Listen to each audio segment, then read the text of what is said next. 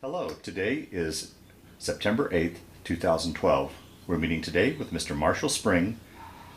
My name is Brad Hoops. I'm the interviewer for the Northern Colorado Veterans History Project. Welcome, Marshall, and thanks for sitting down today to tell your story. Thank you for having me. You're welcome. Let's start out, if we could, tell us a little bit about yourself, your date of birth, where you were born, a little bit about your family. I was born August 31st, 1983, and I was born in a town called Ashland, Oregon. It's about 15 minutes over the California border on the I-5 corridor. Really small town, beautiful town, tourist economy, a lot of theater.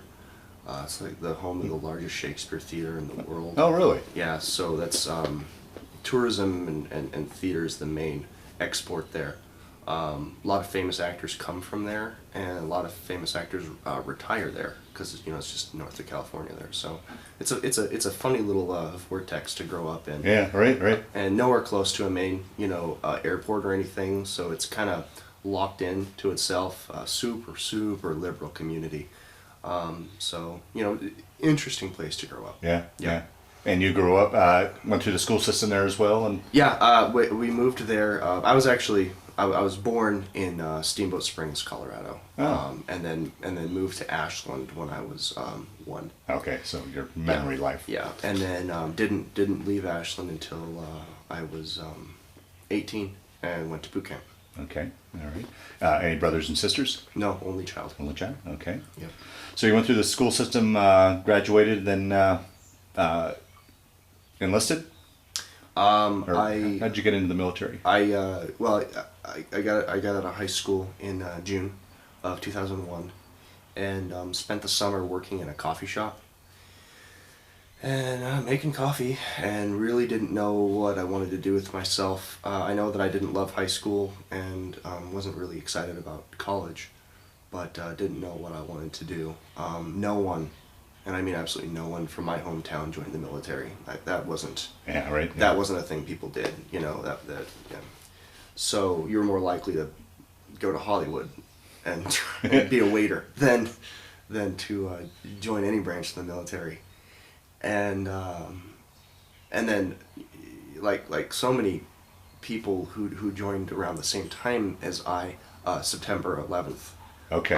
Occurred. Yeah, talk about that. I mean, that's your generation's Pearl Harbor, more or less. What remember that day? And I do. It was a strange experience. I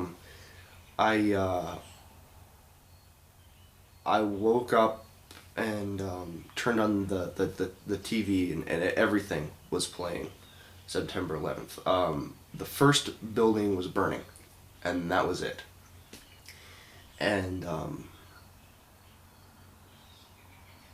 so sitting there watching, it was like, I think everyone, or at least my assumption, and it seemed like the assumption on the news was it was a mistake. Like there was a just tremendous navigational error, something like that.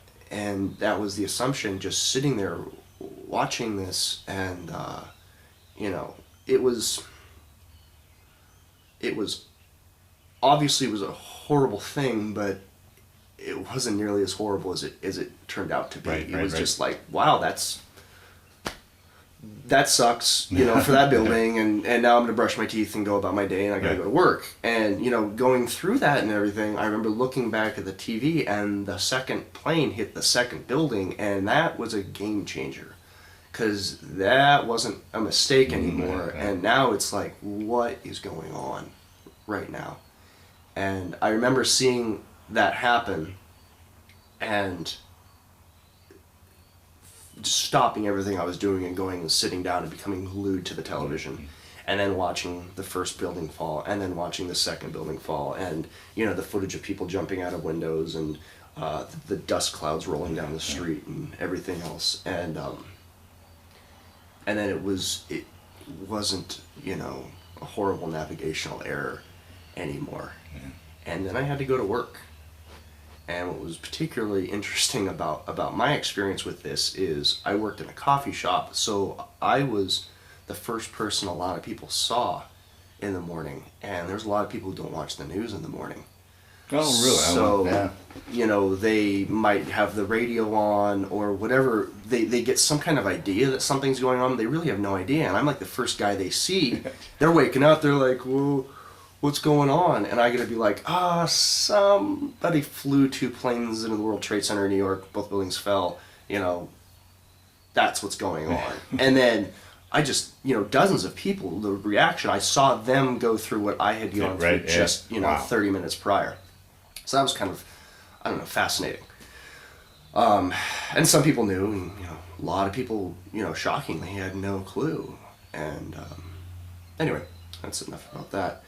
A month later, almost to the day, so October 11th, or it may have been the 10th, I joined the Marine Corps.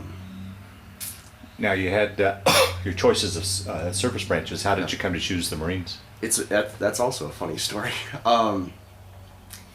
I wanted to join the Army, and I had started this process, you know, not a month later. I'd started this process several days later. I went and started talking to recruiters, and it took me about a month to pick a branch. And that was truly prompted by 9/11. It really was. Wow. Well, it's funny. Coming from the town I came from, a friend of my mom's contacted me, you know, like September 12th. And incidentally, September probably 8th or 9th, I had registered for the draft. Okay, right, yeah. So, and then, you know, that happens, and I'm like, whoa. And this friend of my mom's contacted me and said, we're the United States. I lived through Vietnam, is what he told me. I've seen this before. The United States is going to go to war. If you're going to be a conscientious objector and dodge the draft, you need to establish that now. And it was the bizarrest thing, because him saying that to me disgusted me so much that, you know, well, I'm going to live in the United States, I'm going to drive on the roads and benefit from being a United States citizen, but part of that agreement for being a United States citizen is I register for the draft, and I'm not going to hold up my end of the bargain now. Wow. So him saying that to me is really made me want to join. Really? Wow. And I was sitting in a recruiter's office like the next day. So I think it had a kind of a opposite effect than he was going for there. But so I started with the Army, and the Army recruiter was way overweight, and I think both of them were. And I talked to them, you know, they took my information. I didn't even bother with another branch. The Army just seemed like what you do is you join the Army. And I was kind of just turned off by that experience, and really decided to rethink the whole join the military idea altogether. And he started bugging me and showing up at my work and calling me all the time. And, you know, he was like a car salesman. And this really, I'm not trying to make a reflection on the Army here. Yeah. It's just the experience I had with this one particular recruiter. Yeah. And it turned me off to the process altogether.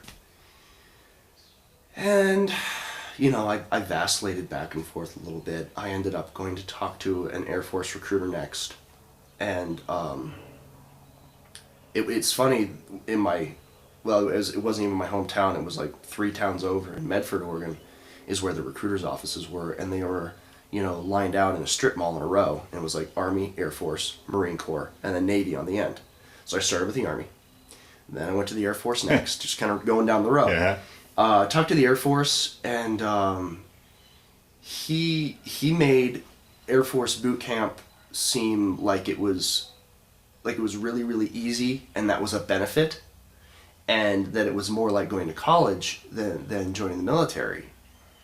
And if I wanted to go to college, I would go to freaking college. I was there to have a non-college experience. And I wanted to go to boot camp. Like, I wanted to get dirty and, you know, go to boot camp, not cool my heels and do tests. So, again, no reflection on the Air Force. Right. That's just how he painted the picture, and that wasn't really what I was going for. So I skipped the Marine Corps because I knew I didn't want to be a Marine. And I went to the Navy. And I sat down with a Navy recruiter, and you know, he kind of really painted a good picture of the Navy. And it looked like I was going to join the Navy at that point. And we, you know, talked for about an hour, and at the very end of talking to him, he said, so what's wrong with you? And I said, well, what do you mean? He's like, well, I mean, do you have bad knees, bad back, bad neck, colorblind? You know, what's wrong? Felony, DUI, GED. What's wrong? Yeah. And I said, nothing. I'm good. Yeah. And he said, well, why are you joining the Navy? I said, what do you mean? And he said, well, if there's nothing wrong with you, join the Marine Corps. And it baffled me. Well, it turns out he had tried doing the Marine Corps, and he had a bad knee from football, so he had to join the Navy. And his point of view was, you know, the Navy was a second choice. So I figured if other branches recruiters were recruiting for the Marine Corps, I should give the Marine Corps a chance. Right, yeah. So I walked out of that office, walked into the Marine Corps office. I remember I was 18, I was wearing a leather jacket. I had the absolute biggest chip on my shoulder ever. My hair was a little bit longish. I came from the super liberal town.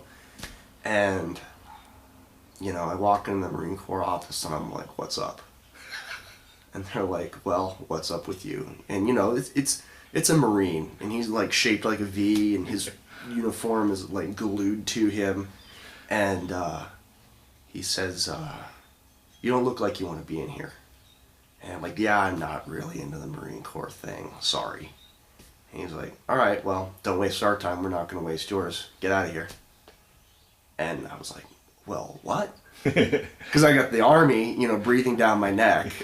And the Air Force and the Navy didn't shoot me down at all. And now I've got this guy who looks like a brick shithouse saying, don't waste my time. And I joined. Wow, a great story. Yeah. Wow. Long one, sorry. Yeah, no, very good story. Yeah, yeah. So that's how I joined the Marine Corps. What was your folks' thoughts about you signing up? I was raised by my mom. Okay. So it was actually growing up, it was just my mom and I. Oh, okay. I think a part of her wasn't surprised. You know, not having had a dad growing up, I think she acknowledged that it would have been, you know, it was good that I had a strong male role model. My grandmother, you know, who raised my mom, was extremely anti-military, and I think I don't know much about this, but I know that she got one of my uncles out of Vietnam, out of the draft, and so my mom had this anti-military point of view from growing up, but you know, she formulated her own opinion over the years too, so she had very mixed feelings. I remember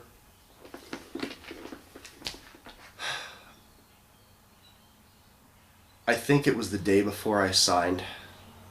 I didn't, you know, I told her before I signed up, but not much before.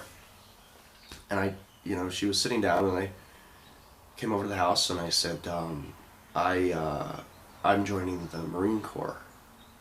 And she looked at me, and she cried for, Really? Wow. you know, 10 minutes, because she knew I was going to war, because that's what we were doing, you know. And then she said, I think that'll be really good for you. Wow. Yeah, there, once again, probably mixed feelings, knowing it was good for you. At the same time, her only son was Yeah. going off. Yeah. Yeah, her baby. Her baby, yeah. You know, was going to war. Yeah, yeah. So, and, you know, again, it wasn't the Air Force. Yeah. It was the Right, Marine Corps. right. So, I mean, everyone has that perception about what you're going to be doing with yourself. Right. So then how much longer after you signed then did you ship off to boot camp? Quite a while. There was no shortage of people joining up at that time. So I actually shipped off May 26th. Oh, really? Yeah. Of 2002. Two. At that point. Yeah. Yeah. And how was that? How was that going from civilian life transitioning into military life? What was that, the boot camp, go through the whole boot camp experience? And I mean, I have these visions of military or Marine boot camp. And it's the first time in your life where you don't really have options anymore. You know, any other time you can always just stand up and walk out. And the options have been removed. And I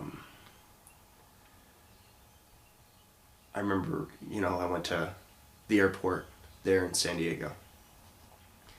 And we go to the USO. And we check in at the desk with this lady. You know, she writes her name down. And then you sit and you wait. And everyone's pretty much terrified because we've all seen Full Metal Jacket. And then the most terrifying thing in the world walks in, which is a Marine Corps drill instructor. And he says, you know, everyone here I think maybe he calls your name. I think he has a list and he calls your name. And he's not polite. And he's stand up and line up outside of the bus. And we kind of stand up and do our, you know, sloppy shuffle thing to the bus, and that's not fast enough. And, you know, there's a lot of expletives and yelling.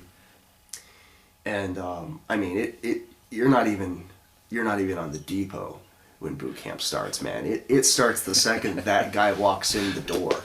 And it is just terrifying for 3.5 months. Yeah. So, you know, they remove your personal space immediately. Lining up outside of that bus, your chest is against the back of the dude in front of you, and that guy's lined up behind you, and that's the way you line up all through boot camp. You know, naked, clothed, whatever. They call it nut to butt. So yeah, you line up, get on the bus, and you get on the bus, and then they make you put your heads between your knees, so you don't see where you're going on the bus. And I think it's about a 30-minute drive. I think they made it longer than it is, and because they're actually, the airport and the depot are close by, so I don't know why it took 30 minutes, or maybe it took 5 and it felt like okay. 30 hours. I don't know. I know that from getting on the bus to getting off the bus, all I was doing was thinking of ways to get out of it. I was just thinking of, how can I unring this bell? And man, that bus pulls in the depot, they open the doors, drill instructors get on, they start yelling, and it is just go from that point on. And you don't slow down. For 3.5 months, you don't stop going. And it's freaking intense. And that's boot camp. Yeah. It's intense. It's fun. In retrospect, you know. But at the time, it's just, I'll tell you, they do one thing that's really smart, is they make it really, really clear that the fastest way out of boot camp is to graduate. Because if you get hurt, if you refuse to train, if you know, any other thing, if you pretend to be gay, if you try to commit suicide, which there's a lot of that. There's a lot of people trying to get out of it. I think we had like 5 people in my platoon try to commit suicide. And they make it clear that the fastest way to get off is graduate. And it's true, because I remember graduating and looking over and seeing kids who didn't hack it in our platoon, you know, sweeping the parade deck, because they made sure they were there to watch the guys you went with graduate. Yeah. And it's true. The fastest way off is to graduate. So that's what gets you through. Yeah. Yeah. Well, what they're saying is, we're going to break you down and rebuild you. Right. What's it like going through that process of being broken down and remolded? One of the stories that stands out in my mind the most is the first, I think, 48 or 72 hours you're there, they don't let you sleep. And it doesn't even, the first 2 weeks you're there doesn't even count as boot camp. That's just, it's receiving. So it's getting all the paperwork out of the way, getting your uniforms, getting your haircut, getting all your shots. They call that receiving. That doesn't even count toward the boot camp time. Yeah, right. But it's one of the worst parts of boot camp. And I remember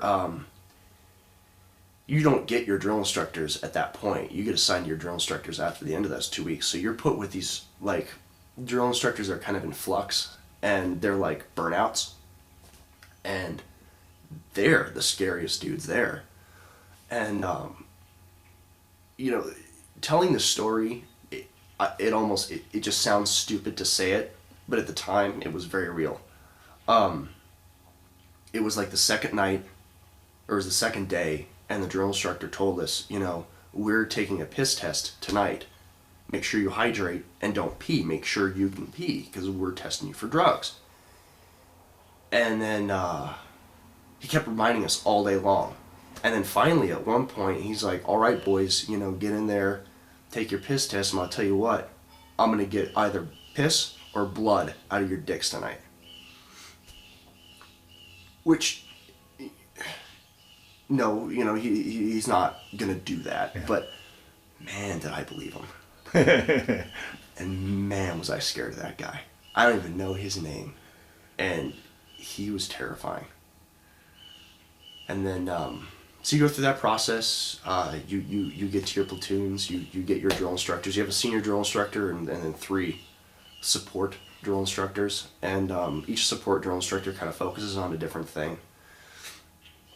And the senior is kind of your mom, and the J is the guy underneath him. He's the one that teaches you all the marching and drill, and he's kind of the mean one, and he's kind of your dad. And you're terrified of him, and you're terrified of the senior too, but the senior's the nice one, and he's the one who does the rebuilding part. And it's there's kind of an overall, you know, breaking you down period and building you up period, but within that, there's just in a given day they'll break you down and build you up. Okay. So, you know, the J will just wreck you all day long, you know, put you in the pit and IT you and just destroy your body all day. And then the senior will come in at, you know, for an hour at night and sit you down, read to you from the newspaper, tell you about current events, you know, tell you about the Marine Corps, tell you some nice things. And I mean, just a crack of a smile or you know, 2 seconds of a laugh from that man made your day. It erased all the pain that you'd felt throughout the day. And then something.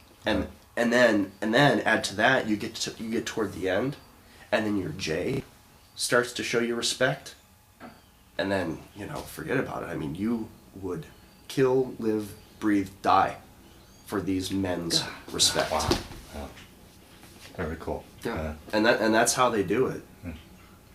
And could you realize that? I mean, you seem like a very intelligent person. Could you see that? I mean, could you see the process and what was going on and understand it? Or are you realizing that now in retrospect as you look back? I mean... I think everyone was pretty clear on, you know, what was happening. They don't make a mystery out of it. It was clear at the time, you know, and they told you that the mom-dad thing, I didn't make that up. That's what they told you know, how it was going to be. So, yeah. Okay. So you graduate from boot camp. Take your story from there. Well,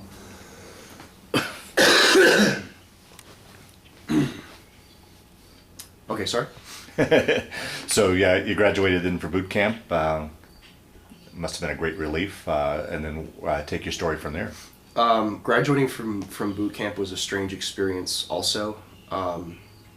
In boot camp, you never have a watch, and there's no clocks, so you never know what time it is. At no point do you ever go pee without, like, around a urinal without 3-4 other guys peeing in the same urinal. And you don't do that without permission.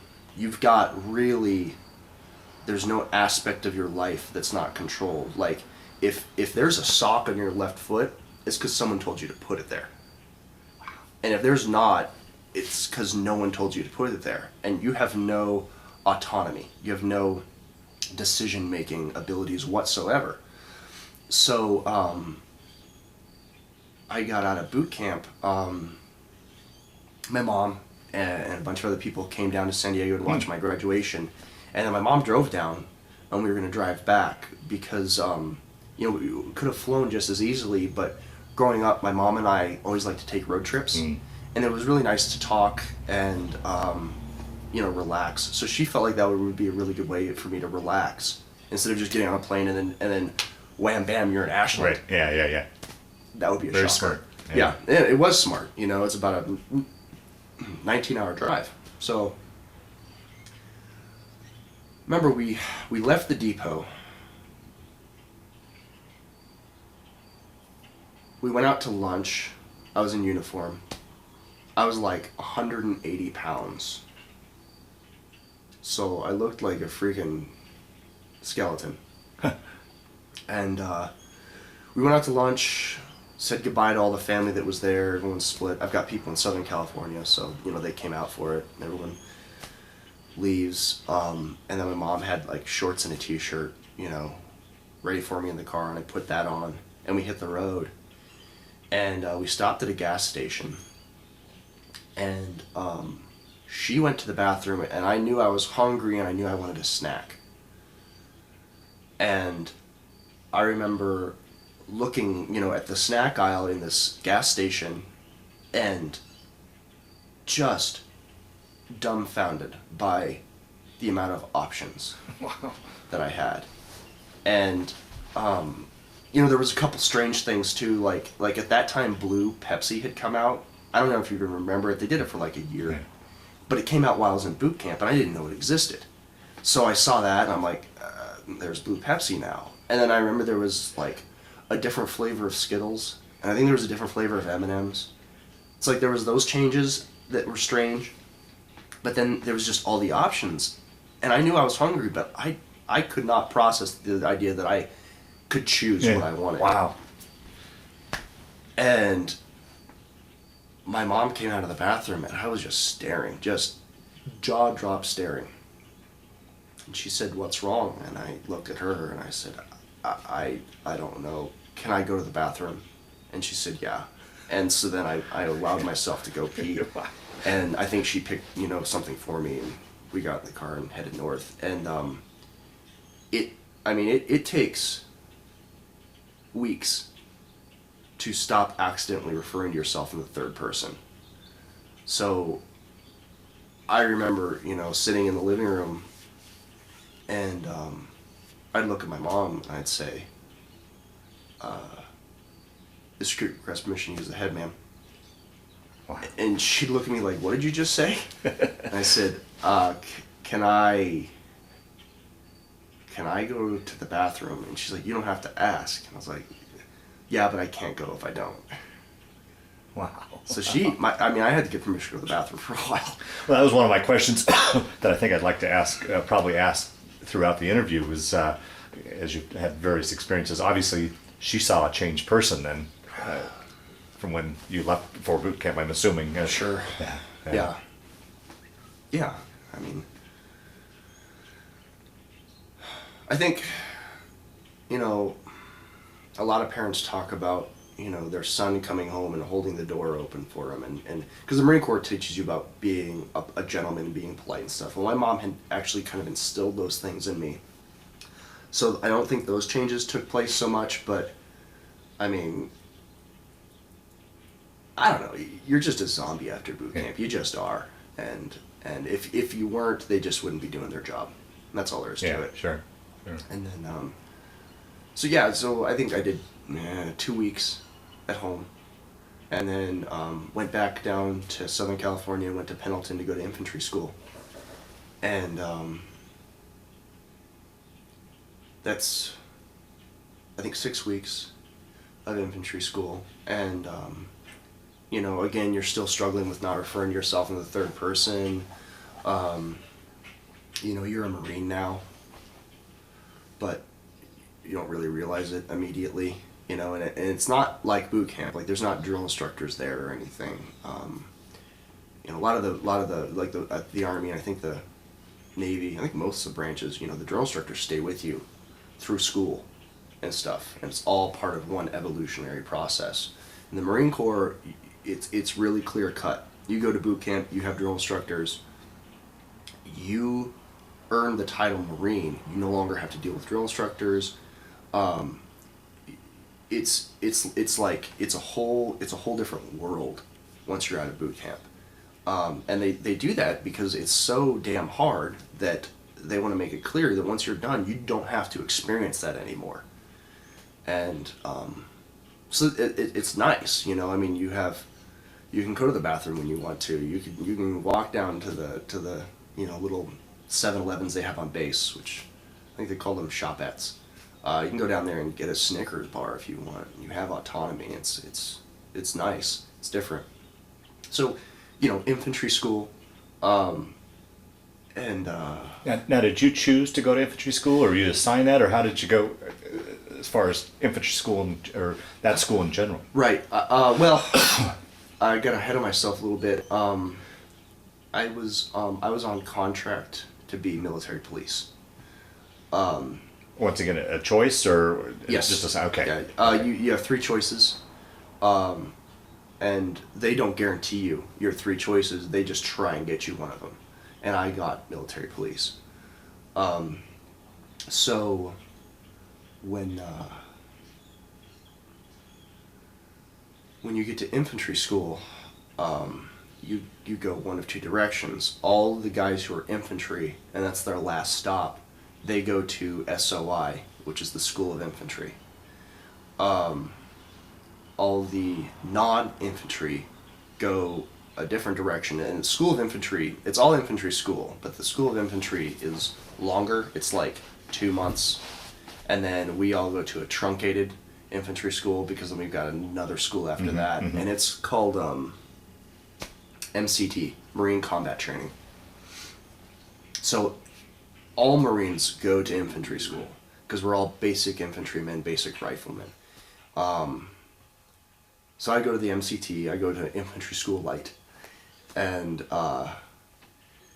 do that for 6 weeks. That was relatively uneventful, really. It's just a lot of, basically learning how to fight in Vietnam, because that's what it's all based on, and totally unapplicable to, anything I ever did. Yeah, right.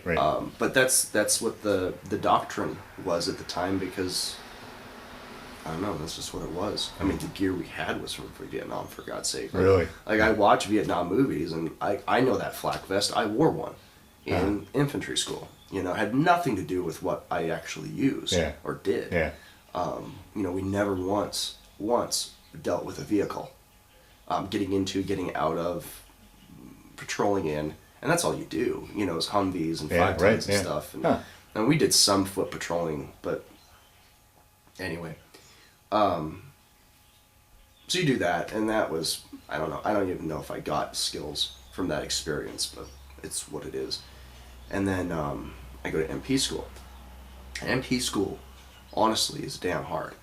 The physical expectations for MP school, I think, are elevated above most of the schools. Just a ton of running. It was funny. It was kind of a backslide closer to boot camp than infantry school was, and we kind of felt a little dismayed by it, because we'd heard once you get to your school that you have even more freedom. You get to leave the base. You get to wear civilian clothes. In your off time. There's a lot more liberty, and in MP school there just wasn't. Like, we never ever wore civilian clothes. We never ever left the base. It was kind of locked down, and so that was surprising, but it's what it was. It was difficult, but that's good, And it's funny. It was MP school where I learned most of my field training, because we patrolled in vehicles. We drove Humvees. We did obstacle courses in Humvees. We did foot patrolling also. It was really, as far as combat goes, it was a lot more educational than infantry school was, Wow. which was unexpected. Yeah. And it was in Fort Leonard Wood, Missouri. It was on an Army base. And I remember at the time, the school was under investigation by, I think, the FBI or something for hazing. And it's funny, when you get Marines away from Marine Corps bases, they really kind of do their own thing. And because the Army is so huge, the Air Force is so huge, they really have a lot of purview over what their people do in their respective locations. The Marine Corps is so small. You know, there's so few Marine Corps bases that you know, when there's Marines operating other places, they just create their own reality there. And that can be a good thing or a bad thing. And in Fort Leonard Wood, man, it was a strange thing. I remember that the whole school was run by this master gunnery sergeant. I remember his name. The dude was terrifying. Old drill instructor. And then Staff Sergeant Higgins was under him. And I only say this because it plays into the story. They were both black guys. And so within your platoon, they always like to create leadership within a platoon, and there's always a class leader and then a guide. And you had to be black to be in those positions, which was interesting. Like, it was, growing up again in this liberal town, it's really the first time I encountered racism of any kind. Yeah, okay. Yeah, fair enough. And then I guess being around Marines from different parts of the world, the Marine Corps itself doesn't really have a lot of racism in it, but sometimes people bring a little bit into it. So, you know, you meet people with rebel flag tattoos and stuff, and people who like the word nigger is kind of just a part of their vernacular. Well, where for me, you know, growing up, that's just a word you don't say. Unless you're reading like Huckleberry Finn. Yeah, right. It's not something that happens. And for these guys, it's like it's in a sentence. And that's the white guys and the black guys. Like, it's a part of their life. You know, they're from Detroit or New Orleans or Atlanta, and it's just a different thing. And anyways, so I don't know. Racism is funny in the Marine Corps because officially, it's like the least racist place really you could be, but because everyone's just a Marine, you know. But when you come from a place devoid of racism, it's a little different. Anyway, I kind of tangented there. So MP school, you know, it was difficult, more difficult than I anticipated, but it was good. I think it's one of the things that got me the most prepared for combat. Wow. And then in infantry school, in MP school, at one point they come in and they ask us, who wants to be canine? I think everybody does. And they said, all right, we'll write, an essay is the first step. So everyone writes an essay. And I wish I still had my essay. I don't even know where it is, but at any rate. And then they pick, 10 essays. And then those 10 people have to stand an oral board. And I think there was, 30, 40 people in our class. So out of that they pick, 10 guys or 10 people. There was a female with us. Oh, that's another thing. Sorry. The very first time I saw a female Marine ever. Okay, all right, yeah. Boot camp, infantry school, all dudes. And then female Marines are like this legendary creature, like it's like a unicorn. And I swear to God, all of us coming from the West Coast were on this bus. I'll never forget it. And we're going through this Army base on a road, and we're getting near the Marine Corps detachment, and there's a female Marine outside, and this dude's like, female Marine, and we all slammed to the side of the bus and plastered our faces against the window, and we were like, wow, they do exist. It was amazing. Anyway, sorry. So there's female Marines there, which is like mind-boggling, and they are a strange creature. Let me tell you. Wow. So, back to, so you stand in oral board, and oral board in the Marine Corps that's also kind of an interesting thing to maybe be on the fly on the wall for, because the way they teach you to do it is you have your uniform. Now this is still the old, like the tricolor, green uniforms. We weren't into the digital stuff yet. Okay. And we used to starch and press those things. And for an oral board, you could take your pants and your pants and your blouse, your trousers and your blouse, and they were starched to the degree that they could stand up on their own. Like, no exaggeration. And when you wear them, you try not to move, because when you move, you break the starch. So you like zombie your little self down, on foot to the Marine Corps detachment. And then what they want is you wait for your oral board. You don't sit down. You just stand like this, like a board. What they want you to do is when they call you for the oral board, they want you to open the door. They want you to close it like in a way that will make ceiling tiles fall. And they want to hear the starch in your uniform break as you march to in front of the table.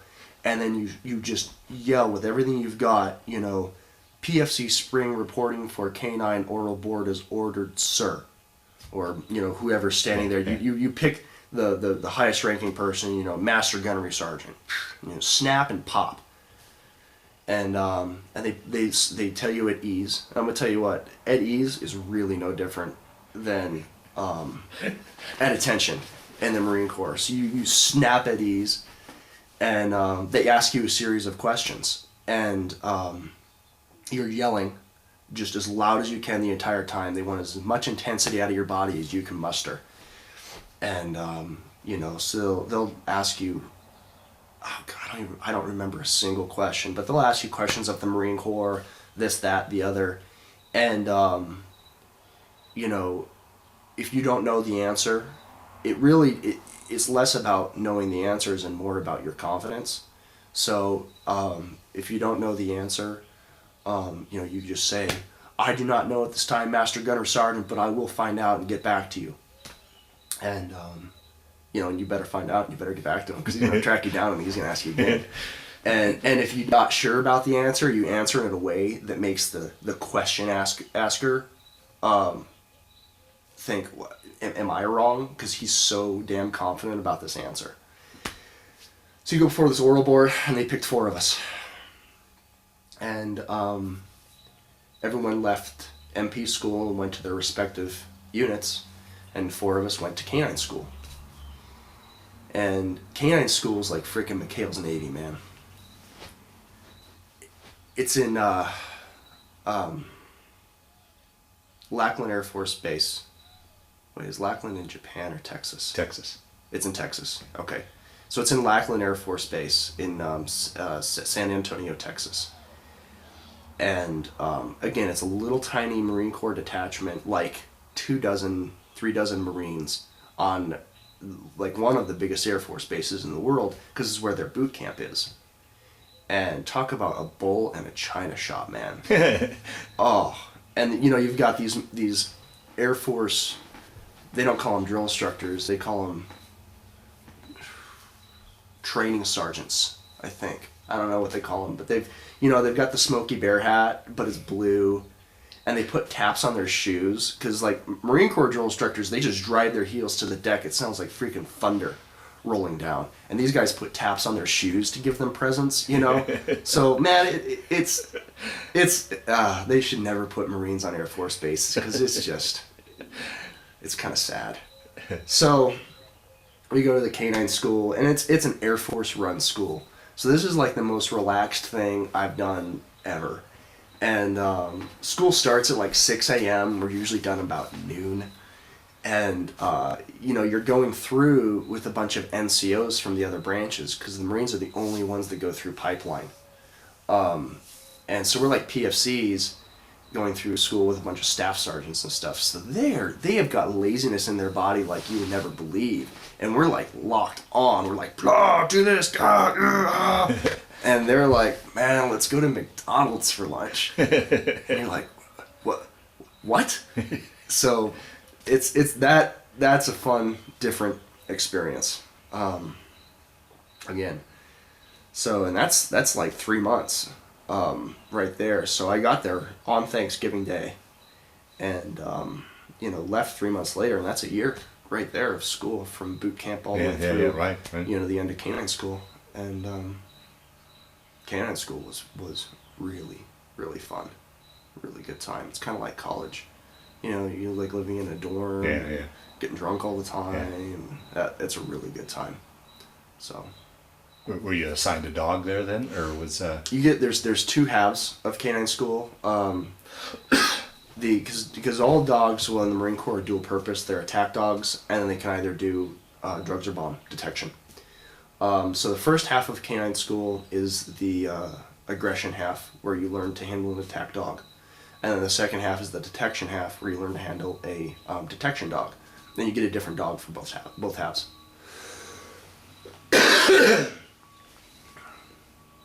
So, that's canine school is a really good time. Yeah. Okay. Yeah. Well, take your story then. So you're out of canine school, and we're briefly just over while we're on this. What's the timeline as far as the U.S. involvement? I'm sure by now we've invaded Afghanistan. Had we? I'll be honest with you. Through to the end of MP school, you're still really kind of on lockdown. Like, have access to television. You don't really have access to the news. All right. So I'll be honest with you, I don't have any idea what was going on in the world. Wow. Really. That's amazing. Yeah. Yeah. So, it's funny, people talk about events that happened during that period of time in my life, and I don't have a clue what they're talking about. Isn't that something? For a year. It's like I lost a year. Yeah. And it just happened the other day. Someone was talking about, remember where you were when blah happened? And I'm like, well, I didn't know that happened. And I go back, I'm like, that makes sense. I was in infantry school. Of course I don't know. So, I don't know. I mean, I don't know when we invaded Afghanistan. I remember finding out we were in Afghanistan and being like, okay, cool. That's happening now too. But I didn't go through the process of U.S. is going to Afghanistan now, and missed it. Yeah. Just came out, and Afghanistan's on the table too. Okay, so fair enough. Okay. Yeah. So you finished with canine school. Take your story from there. So I finished with canine school. I got stationed in Okinawa, Japan. Oh. Yeah. So that was that was neat to get. I was there for a year. And I got to have some fun experiences, now you can totally leave the base whenever you want, stuff like that. Handled a drug dog while I was there. Not a lot happens from a military police point of view in Okinawa. So it was kind of just treading water, really, just waiting for something to happen. Not a lot really happened there, Did a lot more drinking and partying and spending time off base than really anything else there. From a military point of view, there's no stories to generate from that place. Yeah, right. Nothing really happened. Yeah. But I got to go scuba diving a couple times. Saw the most poisonous snake in the world, 7 feet away from me. That was pretty cool. It was kind of a rush. Ran out of oxygen once. Just didn't pay attention to my gauge. Ran out of oxygen. That was wild. Got to learn the Japanese culture, learned a little bit of Japanese, had a couple Japanese friends, some locals. They're Okinawans, it's different from Japan, Okinawa. Yeah. It's owned by Japan, but that's about it. It's very different. So, that was Japan. They did a reality show while I was there. The Animal Planet came out and filmed Canine Boot Camp, which was this like 7-part reality series on Animal Planet about canine handlers in the military, or more specifically the dogs and the handlers. But it's actually kind of funny. There was a puppy, so they followed different things. They followed handlers through their training, but they also followed puppies through their training.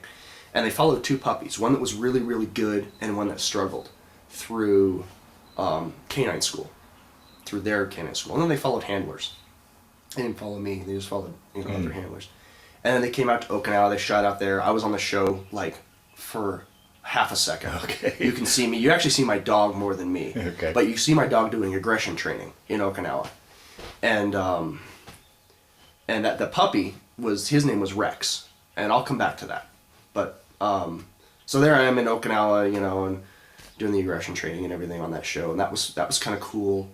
And that was it, man. Okinawa, it was a quick year, and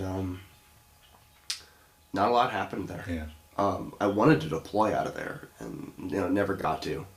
So, got done with that. Put in for a whole bunch of bases. Got the only one I didn't want, which was 29 Palms. So, the Marine Corps sent me to really the 2 worst bases they have, which is Okinawa and 29 Palms.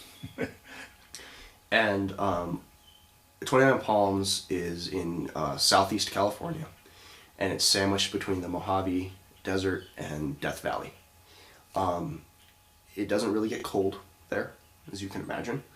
I remember people had problems because the kickstands on their motorcycles would melt into the blacktop, and their motorcycles would fall over and get damaged. So it wasn't a cold place. Yeah. And it's funny, I ended up loving 29 Palms only because no one really likes to be there. So for whatever reason, the Marine Corps there, it's really, if you could ever describe Marines as nice, that's where the nicest Marines are. Because everyone's kind of just doing the 29 Palm things together. And it was the best Marines I ever met were there. Huh.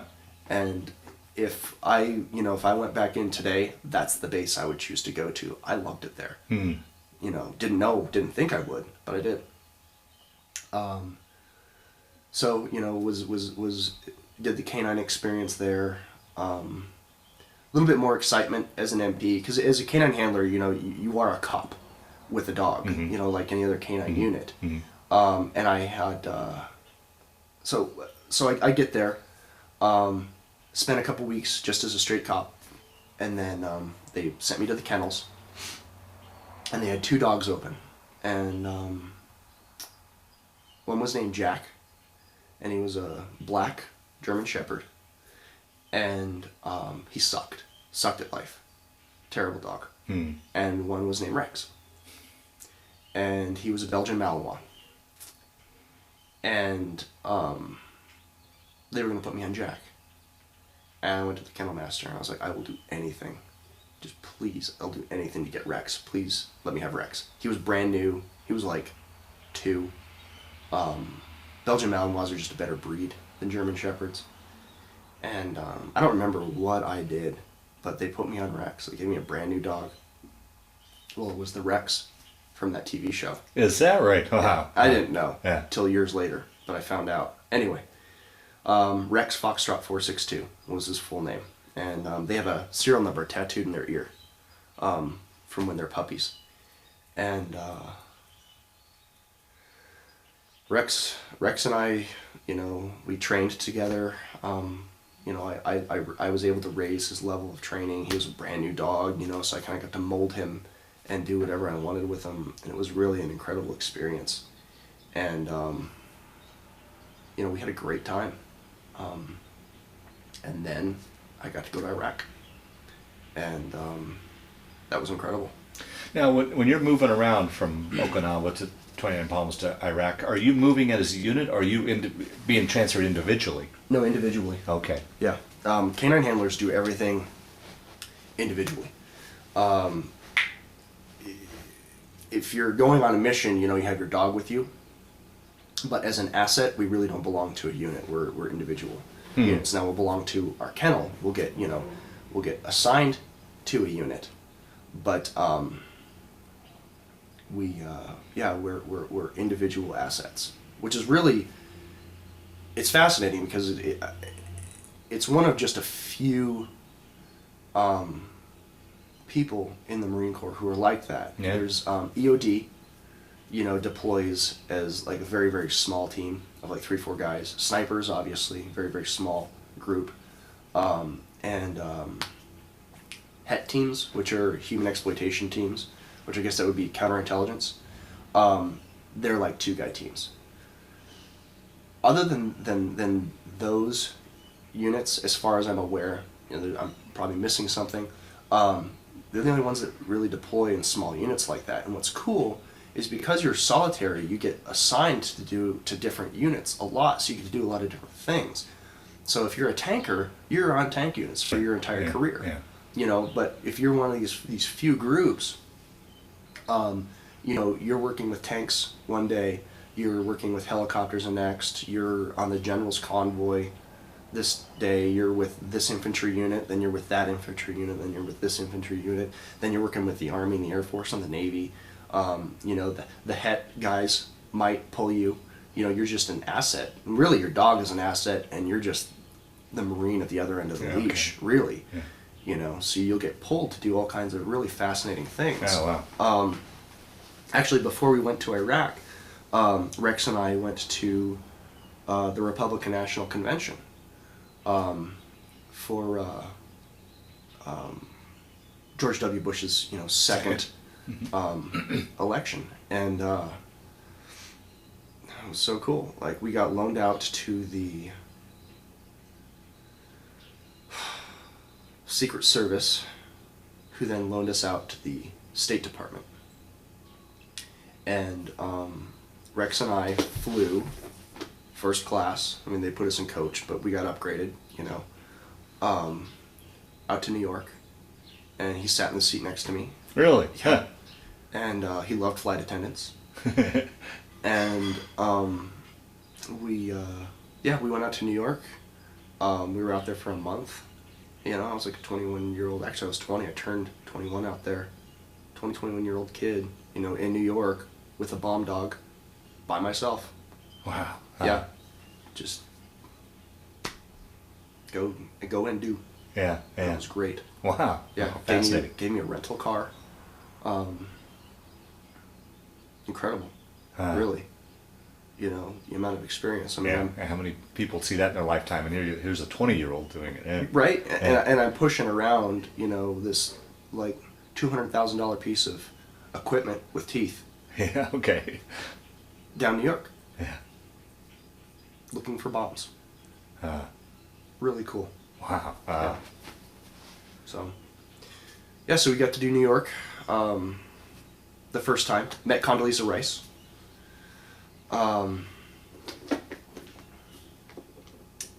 And then I got attached to... This was kind of a weird roundabout way of doing things.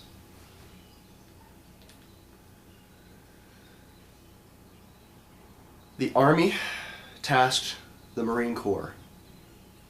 The Army was running OIF 2. And then the Marine Corps took it over. So then I guess the Marine Corps tasked... when you say OEF, Operation Enduring Freedom? Iraqi Freedom. Oh, right. So, they break up... You have the entire Iraq war, but you can't... Because the war is a dynamic thing. And this is really the way any war has ever worked, as far as I'm aware. Not having been there, I really can't say, but a war throughout its entirety is not the same experience. So, as you go, leadership has to change rules of engagement and policies and stuff. So, you have the Iraq War, okay? But that's really broken up into separate operations. So you hear like OIF 1, OIF 2. Okay. I don't even know what OIF they're on now or what it's done, but what they ended with, I don't know, But I was there for OIF 2 and OIF 3. And that stands for Operation Iraqi Freedom. And, you know, I don't even know where I'm going with this, but they just break it down into different operations. Okay. That's what I'm trying to say. Mm-hmm. So the Marine Corps had started.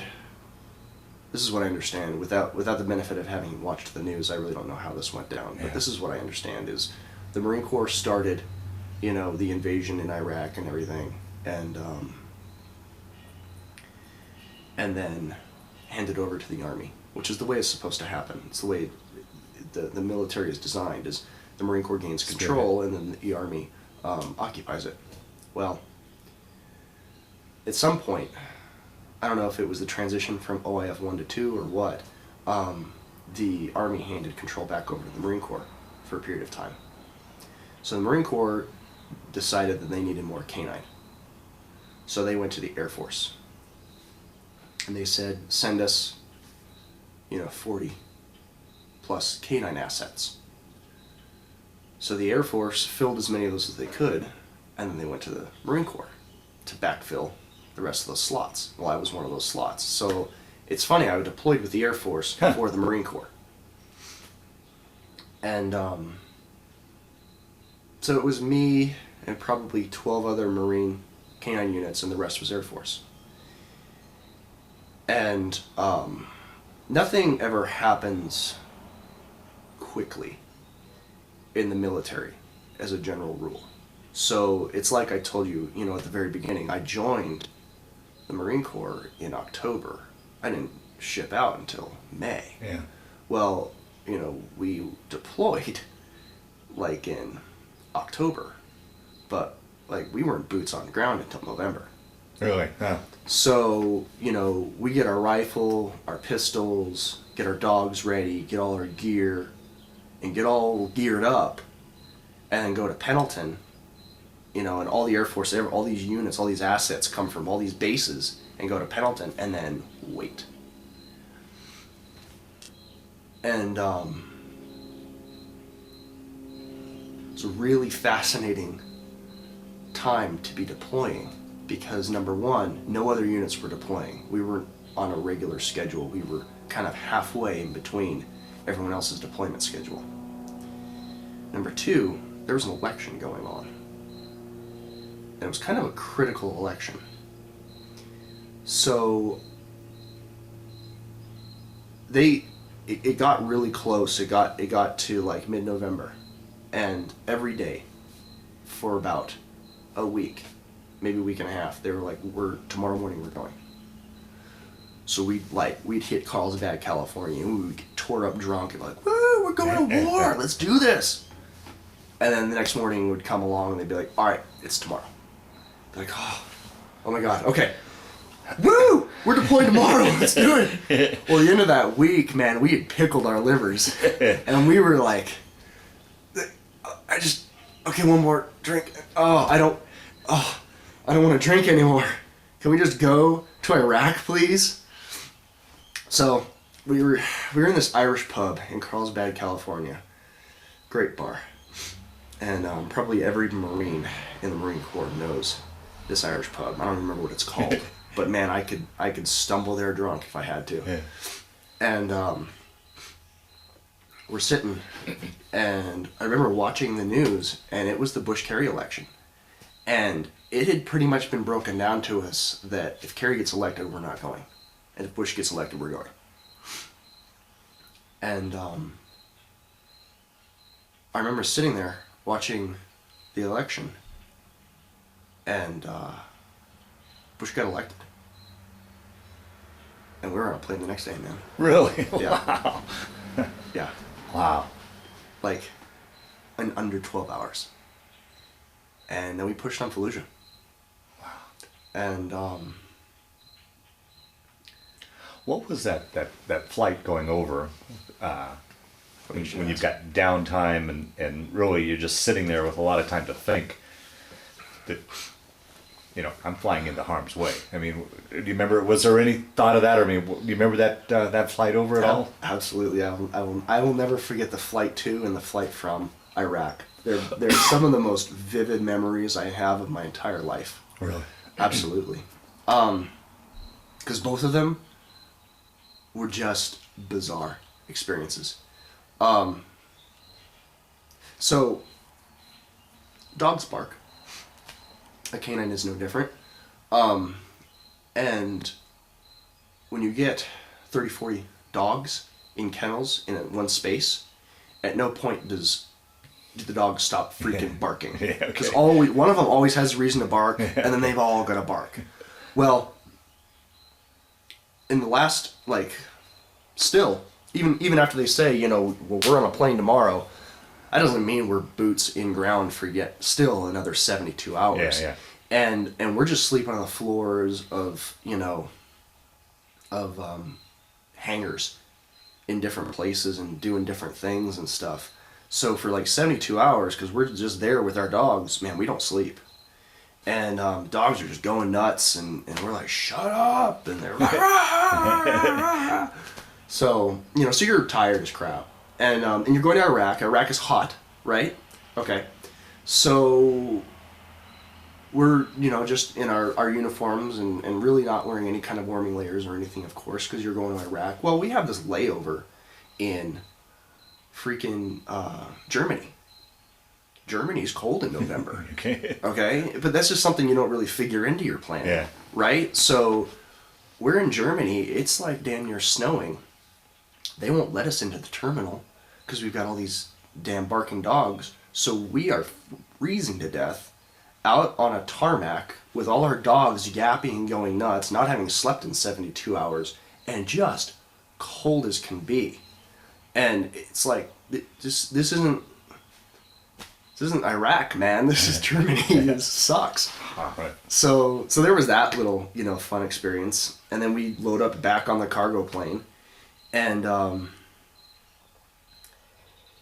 there's no windows in this cargo plane. And all the dogs are in the middle. And we're on the walls. And I don't know what we were thinking.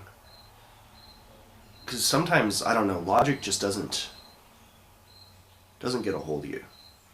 But to look at us, you'd think we were on a freaking landing craft on D-Day. We were locked and cocked and ready to go. We had our gloves on, weapons, body armor. We're writing notes to our loved ones. We're praying and crap. Like you would have thought we were going into war right now. Plane blacks out, touches down, it's at night, right? And we're we stand up, we're facing the cargo door opens, and some Air Force cat in BDU trousers and a t-shirt comes walking by whistling. He's like, "What's up?" We're like, "That's it?" And guess what? It was cold. It's cold in Iraq at night in November. So we're still freaking freezing in Iraq. There's no bullets flying anywhere. It's like this is going into war. Man, what a jip. So it was when we offload our dogs, and then it's still 72, 96 hours of sleeping in hangars and tents and stuff before we get to our respective units and get, out and deployed out through the country. So, like I said, nothing ever happens fast in the military. Yeah. So long story short, I finally make my way to Ramadi, to Camp Blue Diamond, Iraq. Near, I think 2 days before Thanksgiving. Maybe 3, I don't know. And, around the same time I made it to canine school, just a couple of years later. And we get there, and it's Uday Hussein's old palace. And the surrounding grounds. It's kind of a fortress area and stuff. It's indoor, outdoor. And it was really strange because you had the palace proper, which was, just a castle. And they called that J-Dam Palace. And the reason they called it that is I guess we bombed this thing with a JDAM missile or bomb. I don't even know what a JDAM is really. And the thing never freaking detonated. So if you walk in there in the main hall entryway, which is this just gorgeous, it's they call it a palace for a reason, okay? All right. So, it's kind of got an onion dome thing working. And right smack dab in the middle of this, like, marble tile floor is this freaking 20, 30 foot crater. With tail fins sticking out of it. Wow. And then, like, warning tape around it. And that's an undetonated JDAM missile. Oh, and a tarp covering the hole in the ceiling that the thing went through. And that's JDAM Palace. and that's where the whole Marine Corps operations for the theater of Iraq is run out of. Right there. So you've got the palace proper, and then you've got the grounds surrounding, and like arches and gates and entryways, and it's Iraq, so everything's kind of defensively built. Yeah. So it's easy for us to augment those defenses and create a compound, which is what it was to us now as a compound, and it was our responsibility to do two things. First, to work the front gate and search every vehicle coming in, coming out that wasn't an American, a convoy, our Humvees and stuff. And second, we augmented units upon their requests. That's what I was talking about, infantry units, Okay. Het, whoever needs us, we'll roll out with them. And we have bomb dogs. It's all bomb dogs. We don't care about drugs over there.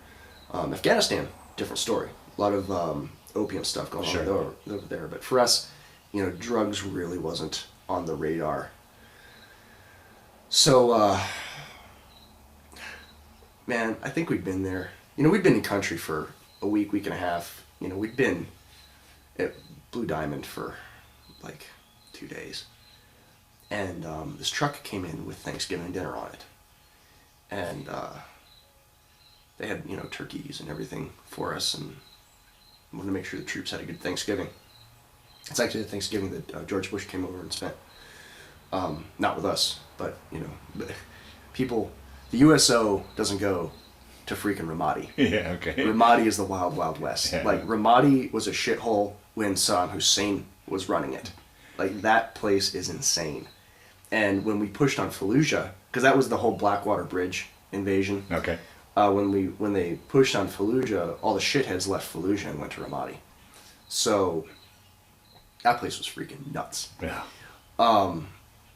So we're my buddy, I don't remember his name. Good guy. We spent most of the deployment together.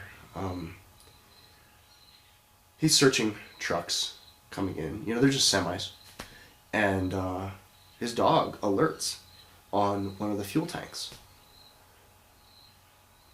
And it's, running a bomb dog on a base and in school and stuff, it's like, you train your dog, they alert, whatever. When it happens for real, it's like, I am looking at a bomb right now. I am,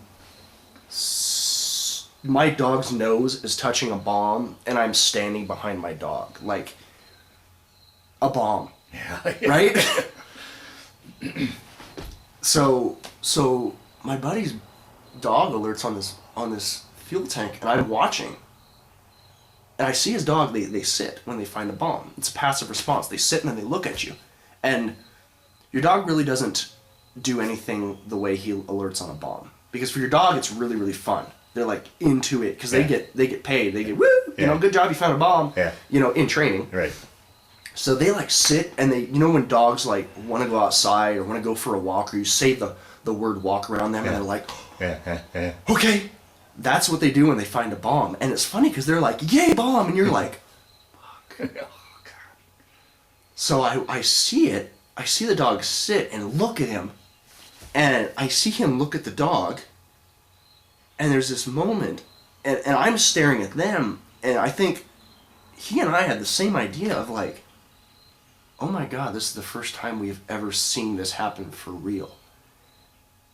And it's one of those moments where like a second lasts an hour, and you're just living in that moment. And I was like I was safe where I was standing. I can only imagine, for him. I remember the first time I found a bomb. It was like, what the hell do you do right now? Because who's on the other end of this thing, Anyway, so he's like, good boy, let's go. And he splits and runs, right? And then, the truck is already in this, kind of enclosed area so that if it does blow up, it'll minimize damage. Mm-hmm. So, if it blows up when someone's in there, it's just the dog and the handler. No one else is going to get hurt. So, it's really funny because when we walk toward a truck to search it, everyone splits. And it's like, thanks, guys. Let's do this. So, so sure enough, there's some, I think it was PE4 or Pettin, I think it was PE4, strapped to this fuel tank on our freaking Thanksgiving dinner. So at that point, you have a few options to, dismantle the explosive in place. We don't do that. EOD does that. Yeah. And or to detonate it in place, or to take it somewhere and detonate it. So we notify, EOD. EOD rolls out, and the truck driver wasn't an American, and I don't know who he was, but they made this poor bastard get back on his truck and drive it out of our base and drive it into the middle of the field. Poor guy. And I don't know whatever happened to him. I guess he walked home. And so the Army, from across the river, brings his tank over and shoots the truck with a tank. Really cool. And then we sat there and you could literally smell turkey cooking. And that was Thanksgiving. So we had, just regular food for Thanksgiving. Oh, man. Totally worth it. So, best Thanksgiving of my life, really, when you think about it, So, yeah, that was my big introduction to Iraq. And there was a whole lot of that, a whole lot of searching things. We would go out on patrols, infantry unit would go out on a patrol on foot sometimes, and you'd walk out in front of the infantry unit. Well, and what's that like? Obviously you can't let your guard down. I can't imagine being that intense for that period of time. I don't know. I don't know. You just do it. Okay. I guess you've got to let go of the fact that it's possible you could get killed, and it's either going to happen or it's not. Because crap is so random out there. I'm jumping ahead of myself. Yeah. But later, much later in my deployment, I was searching a vehicle, and this was in a much different scenario, much different place. And I was working for the Army at this time. I was loaned out to an Army unit. And there was a large concern of snipers at this period of time. So what they would do is they had this search area set up. It wasn't on a base. It was kind of just a search area, and they would pull 5-8 random vehicles off the street, pull out all the occupants, stand them against the wall, search them. Everyone's trying to be as polite as possible. We had translators and stuff, and this is later on. This is a little bit more winning the hearts and mind mode than when I first got there. When I first got there, it was like scorched earth. Yeah. Wow. Like they were just like gunning down buses full of people because they looked at them wrong. Anyway, again, I'm getting ahead of myself in deployment here, but I'm making a point. So they get everyone, off and away. And again, no one wants to be near the canine handler when he's looking for a bomb, because the concern is that there's a hierarchy of how much you get paid by the Mujahideen for the Taliban. I don't remember who put prices on heads. I think it was the Taliban. They had more resources. Yeah, because Mujahideen were just freedom fighters. The Taliban would pay you to kill people, and you get paid more for a Marine than an Army. You get paid more for an officer than enlisted. Well, EOD and K9 were way up there, and Het. Okay, you got paid the most for those guys. Well, here's the thing. EOD and Het, they just look like normal dudes. You know, they're just rolling with a unit. The canine handler, Yeah, right. that's the guy with the dog attached to him. So the concern was always that, you know, you would put a bomb on something, wait for the canine handler to get close to it and detonate it. Or just snipe them, you know. So no one likes being near canine handlers when they're working. So they pull over the vehicles. I go out and search, and they punch out this one poor army kid, soldier. Because, I mean, he's got to be, you know, the short man on the straw, because he's got to be near the canine handler. And his job is to, while I'm searching, he watches and he looks for snipers. Because like I said, at that time, there was a lot of sniper activity. So he's watching for snipers, I'm searching. And, you know, I'm focused on what I'm doing, he's focused on what he's doing, and we don't even look at each other because we can't be distracted. Yeah. And when I'm done, I'm like, we're moving back, and then he just kind of covers us while we move back to a little safe space, let the cars go, bring in the next group of cars. Well, I'm searching, and I hear this kind of soft thud. I'm like, all right, what's that? So I turn around, and I remember the first thing I see is this soldier is laying on the ground, and there's just blood, like, geysering from his throat. And I'm like, a fucking sniper, right? So at that point, it was actually because all the military dudes are over here, kind of behind a space in case there's a bomb, and then there's a big concrete barrier here in case of snipers. So it's actually faster and easier for me to go toward this concrete barrier and get out of the line of sight of the buildings that are taller than me, right? So I, you know, grab Rex and we go and we hide behind this barrier, and I look back at the soldier, see if he's alive, you know, grab him, whatever.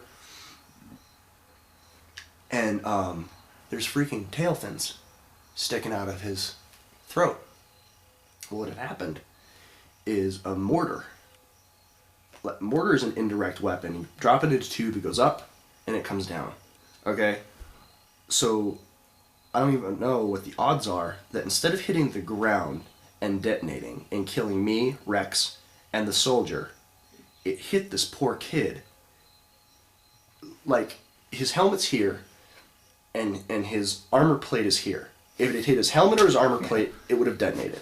If it hit the ground, it would have detonated. Yeah. If it hit his face, it probably would have detonated, because that's a hard surface. Yeah. This is the only soft surface in that whole area it could have hit. Jeez. Up above his collarbone, no less, right? And it just wedges itself down underneath his collarbone, doesn't detonate. Kills the poor guy. Like, he caught the mortar shell for me, but it doesn't detonate, and that's the only reason I'm alive right now. Okay. So, I guess, long way of saying, it's so damn random, you can't get wrapped up in it, because you will cease to function. And the people who do cease to function, or who do get wrapped in it, they don't. Are you taught that though? Or I mean, to act like that? I mean, a couple years ago, here was this kid serving coffee, you know, in a very peaceful, sounds like a beautiful, peaceful little town. Yeah. I mean, how do you learn that? How do you you either, well, it's like I said, you either do or you don't. And if you don't, you drive yourself insane. And the result there is, you know, a Section 8 discharge because you're crazy, yeah, or you shoot yourself. Yeah. And there's a lot of that. A lot of suicide. Wow. Lots. Wow. I mean, I could not begin to estimate the number of people I've known who have killed themselves. In Okinawa, in boot camp, in Iraq, you know, just dudes you're talking to one day and the next day they go into the porta shitter and they, you know, put a 3-round burst through their chin. Suicide is rampant in the Marine Corps specifically. Like, no, that's not fair. In the military, suicide is just rampant. And afterward, I guess. Yeah. But anyway, so I got way ahead of myself. But what I was trying to say is you just do. Or you don't, you know. So, and thankfully most guys choose to do. Yeah.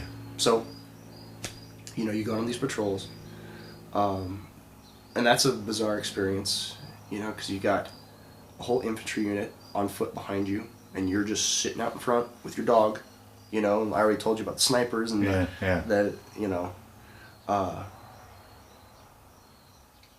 and your dog and your 9mm Beretta, and you're just reliant on these guys behind you to protect you.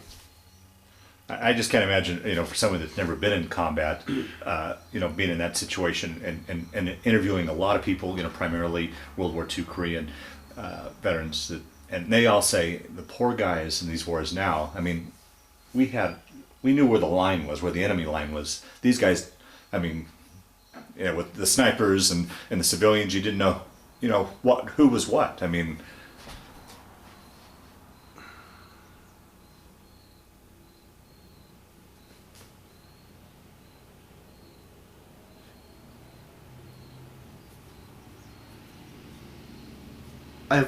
I try to avoid comparing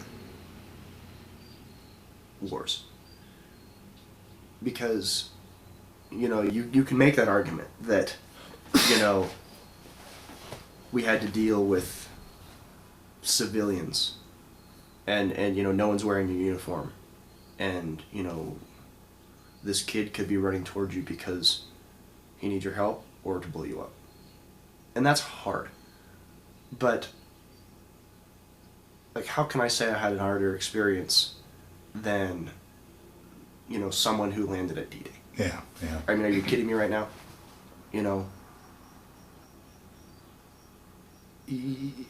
Yeah, that's a strange, difficult thing to do, but would I prefer that or prefer going up against the Nazi war machine? Yeah.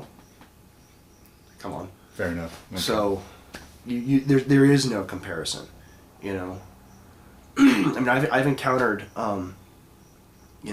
negativity coming back from Iraq.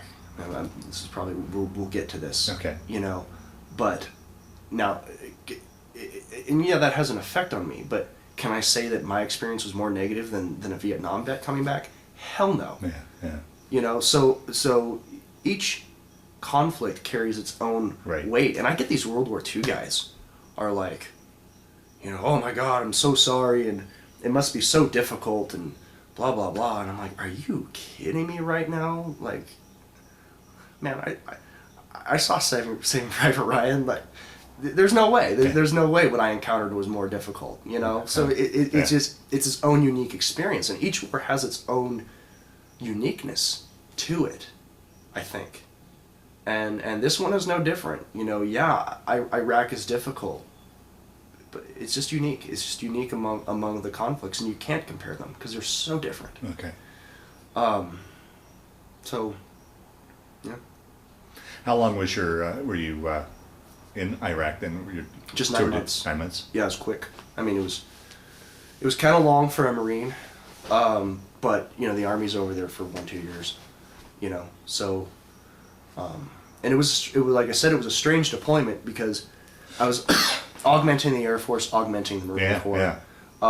And the Marines were on a 6-month schedule, and we bridged that gap.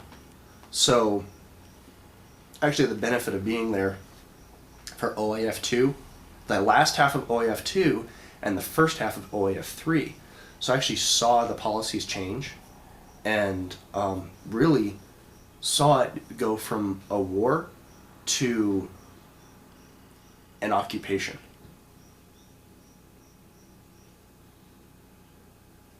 Which was interesting, because things really changed around, the first of the year. The whole incursion changed. Oh, interesting. Now, when I guess I'm backing up a little bit, but when you initially enlisted, what was your commitment? A 4-year commitment? Or? Yes. Well, okay. Technically 8, 4 years active, 4 years Okay. inactive. Right.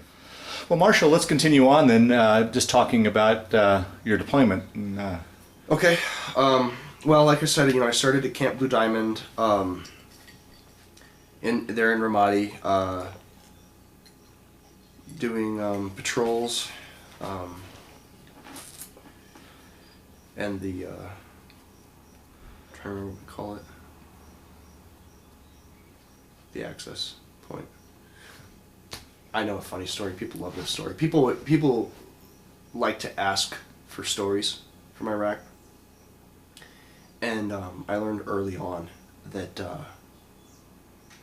they really don't want a story from Iraq. They want an anecdote. Because I've made the mistake of telling real stories. Not Yeah. not that they didn't exist, or just stories that about a war, and they don't like that. That makes people really uncomfortable. So this is the story I tell people about Iraq, and people think this is pretty fun.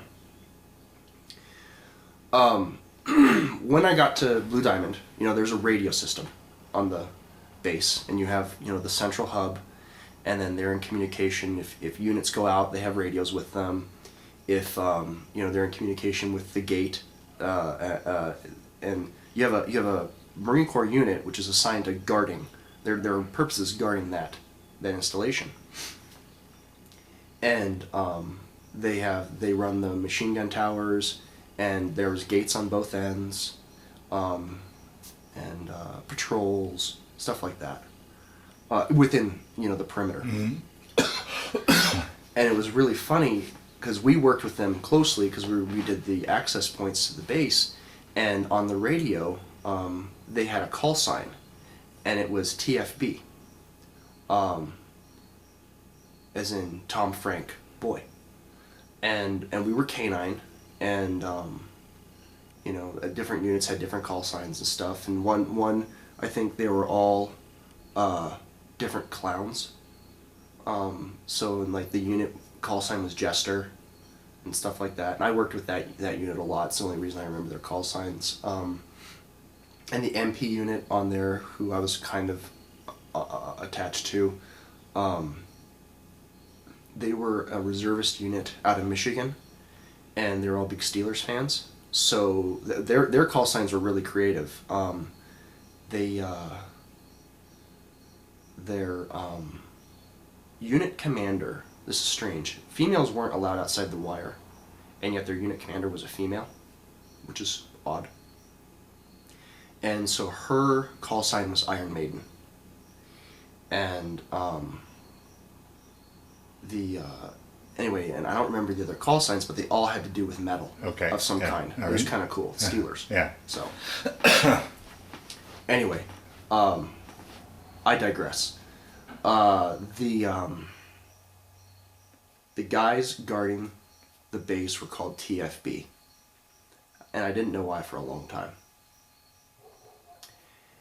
And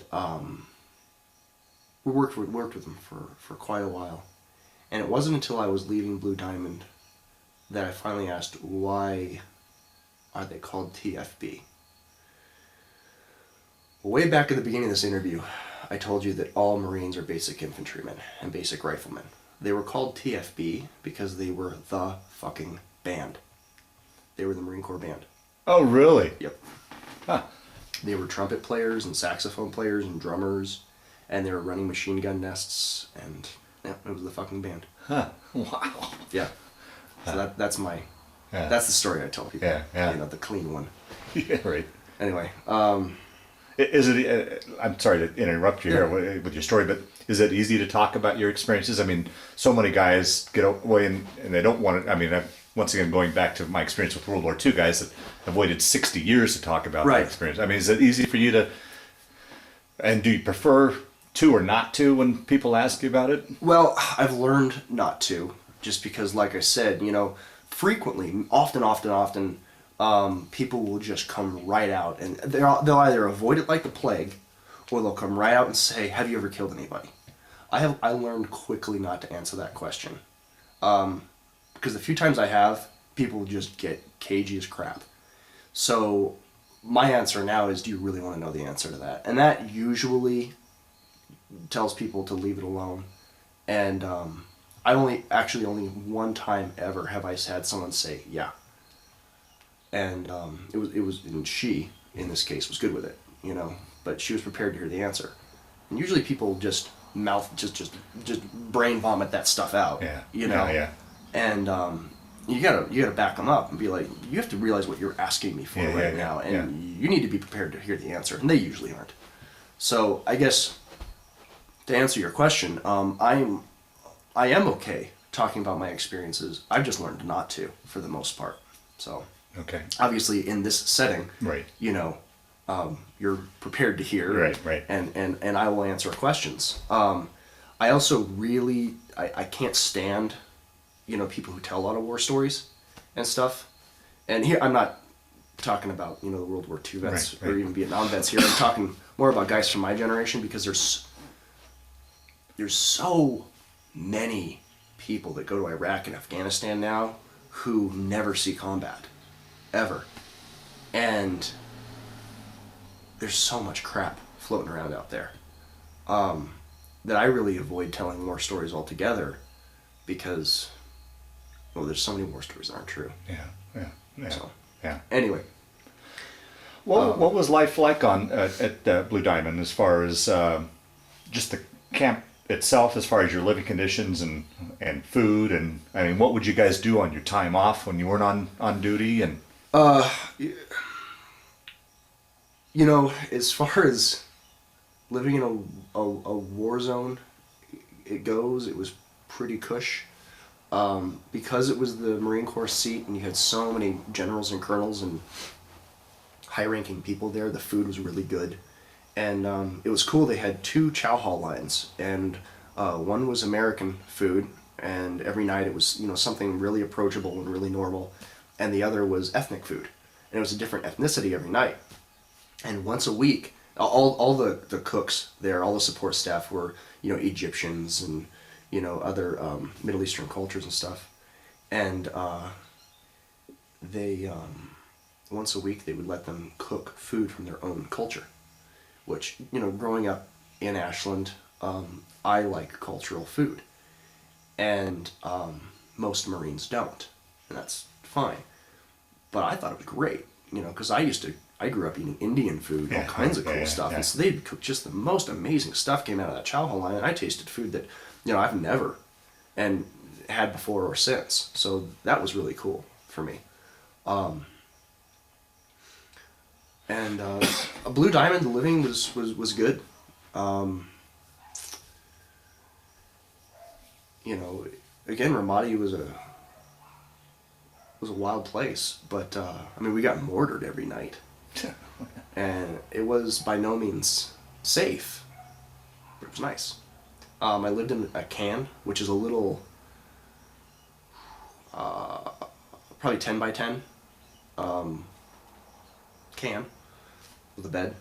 And, you know, canine handlers live in their own space with their dog, and they're the only ones that get to do that. Everyone else has to sleep with a group of people. You know, I had people who far outranked me that slept in a bunk bed in a squad bay with, you know, a dozen other guys, and I had my own space. That's pretty cool. Yeah. And, you know, it's because they're attack dogs, you really can't trust them around other people, and so yeah, so living was good. I remember for the first half of my time there, well, really almost the entire time there, I was more cold than I was hot. Because it is cold in Iraq at night, and because we have the benefit of night vision, we operate at night more than we operate during the day. And it was winter, so it's strange. It's you know, converse, or rather inverse experience to what most people have. Yeah. Converse is a shoe. Anyway. So it was neat. I got to do some really incredible things there. I guess I'll just, you know, tell the highlights. Sure, please. Okay. Feel free. Yeah. I remember getting blown up when I got blown up a couple times there while I was at Blue Diamond. The first time we were on foot patrolling the banks of the Euphrates. And the Euphrates, unlike the rest of Iraq, there's a lot of vegetation there. And it's kind of still dismal, crappy vegetation, but it's like really high reeds, and some really decrepit, depressing looking trees and stuff like that. Yeah. And when I say reeds, I'm like 7, 8, 10 feet tall. So you can't see, very far in them. So we're patrolling the banks of the Euphrates, and we were across, our Blue Diamond was on one bank, and we were on the opposite bank. And what they would do is they would stage explosives on the opposite bank, and then at night they would swim them across to the bank we were on, and then put them in place to blow up convoys, stuff like that. So we patrolled that opposite bank a lot, looking for those explosives. And and there was farmers and stuff over there, so like people had a right and a reason to be there, but that gave them an opportunity to be plowing a field and drop off a grenade wrapped in PE4 and go back to plowing a field. So we had to find these things. So this is just an absolutely stupid maneuver on my part. We were on the bank, and I found, a grenade with a couple bricks of explosive strapped to it, and obviously it was staged to get moved across the river that night. And Rex found it, and he sat, and it's like, hey, we got a bomb, So we set up a cordon around it, a safe offset to where if it goes off, no one will get hurt. But we can maintain security on it and stuff. And then what you do is, because one of their tactics is that they'll place a bomb, right? And then they know how far we offset off that explosive. Well, they'll take that offset and they'll place bombs on that offset and then blow us up, right? So like the first bomb's kind of a decoy. So what you do is you find the bomb, immediately, all right, I got a bomb. Everyone sets up the cordon, and because you deal with explosives a lot, you call a cordon. You're like, all right, we need X, 100 feet here. And so they set up, and then you start searching everyone on that cordon, make sure no one's sitting on a bomb. And so you do that, and then you call in, EOD, and they come out, they decide what they want to do with it. And then, that can take a while. So at that point, I frequently will grab, 1 or 2 guys to provide, sniper watch for me. And we'll keep going up the Euphrates a little ways, keep looking for stuff. And we do that. And we had decided we'd gone far enough, and EOD was on scene, so we decided to start making our way back to the unit. And the reeds were so damn thick, we missed the cordon, and we actually got a lot closer to that explosive than we thought.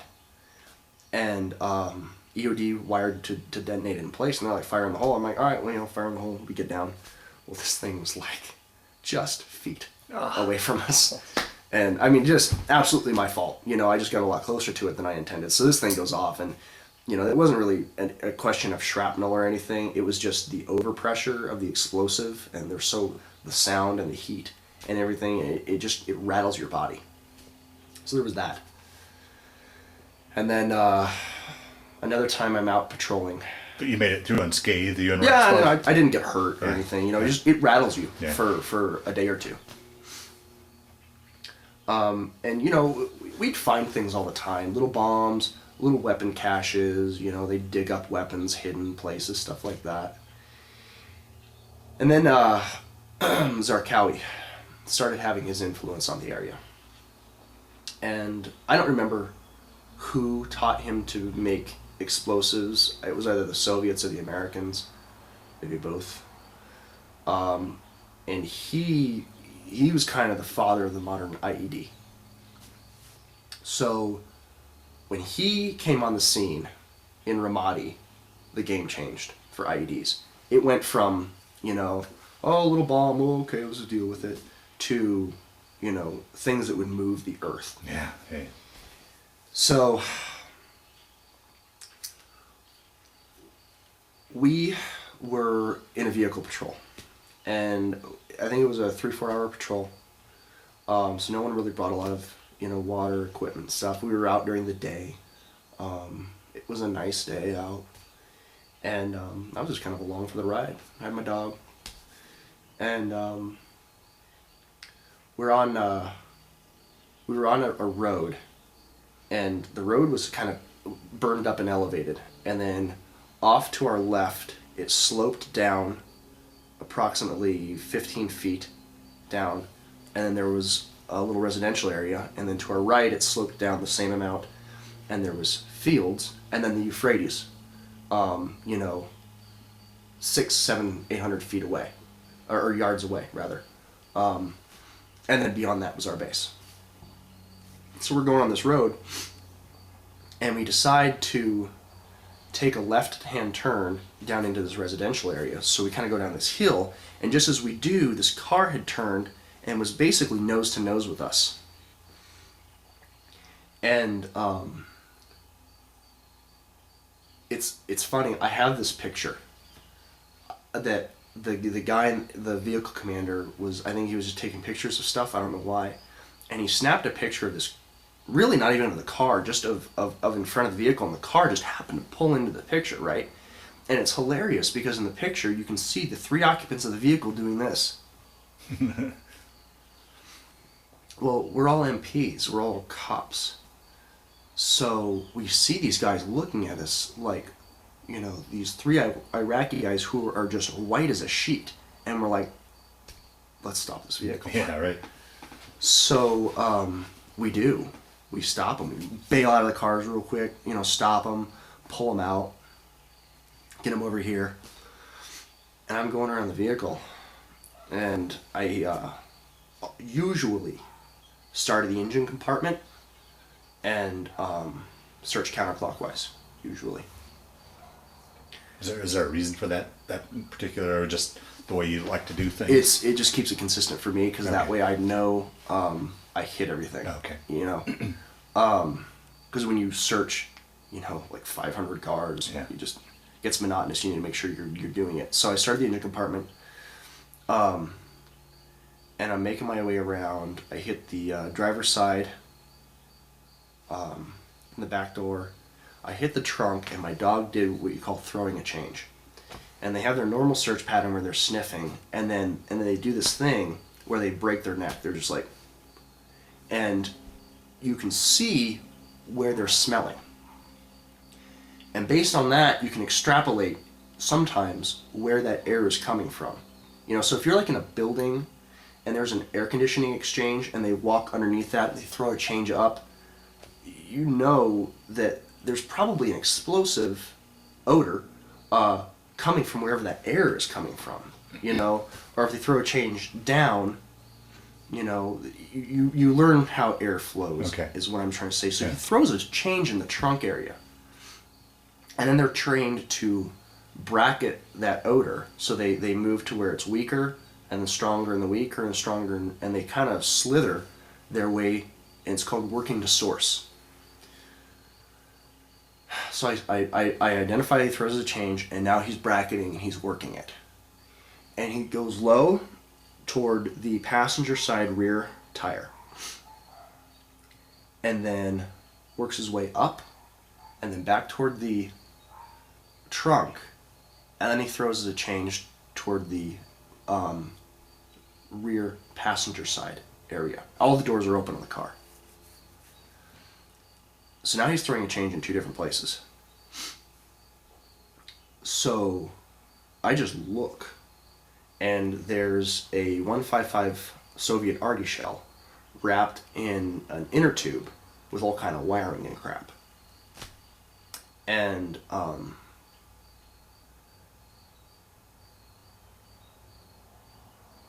like, well, there it is, buddy. And he looks. He's like, oh yeah, there it is.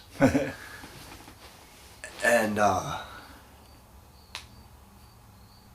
like, we got a bomb. And they have masks that are blacked out, you can't see out of, for taking prisoners. So we strap these guys up, zip tie them, lay them down, create the cordon, call out one team to extract our prisoners and take them up to Abu Ghraib, and call out EOD to detonate this puppy in place. So we punch out our cordon, and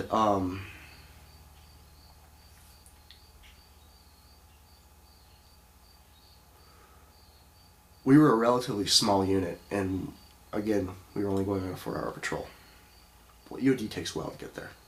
So I start searching on the cordon. And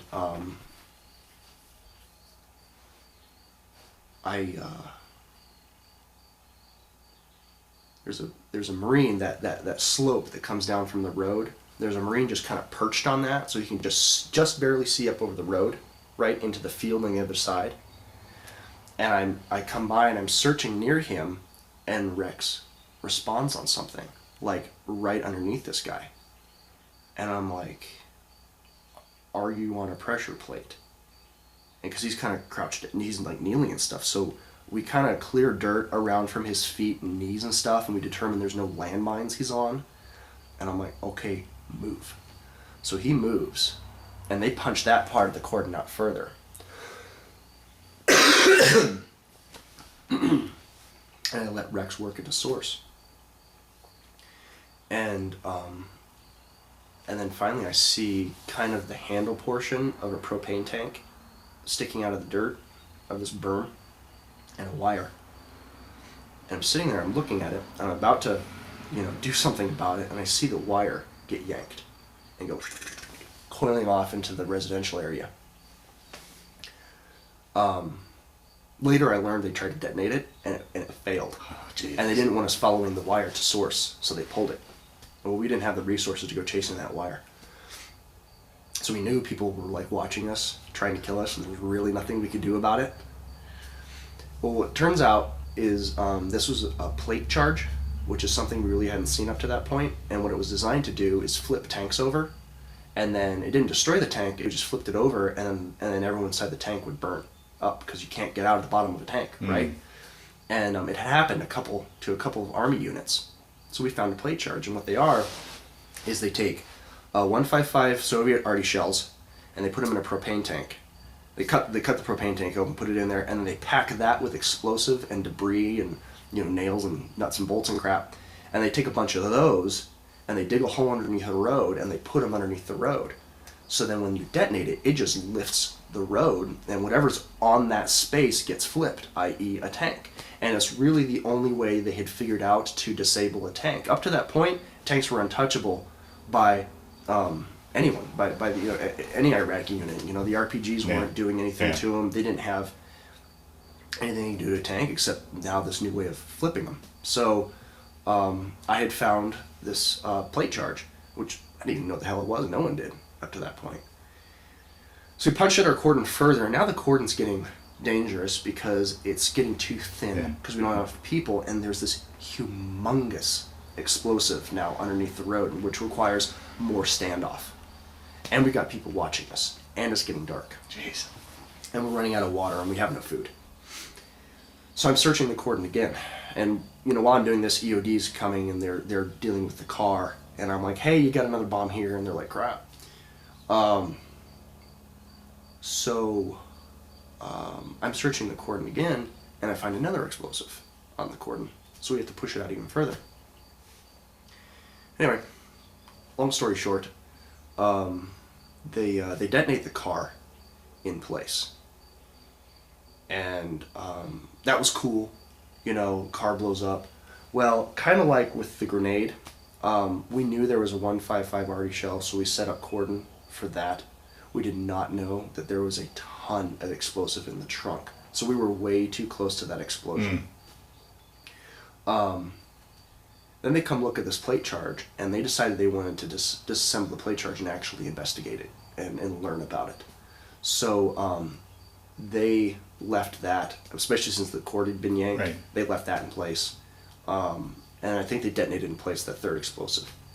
And what they were going to do was push out another unit to sit on that plate charge and let EOD investigate it. So EOD splits.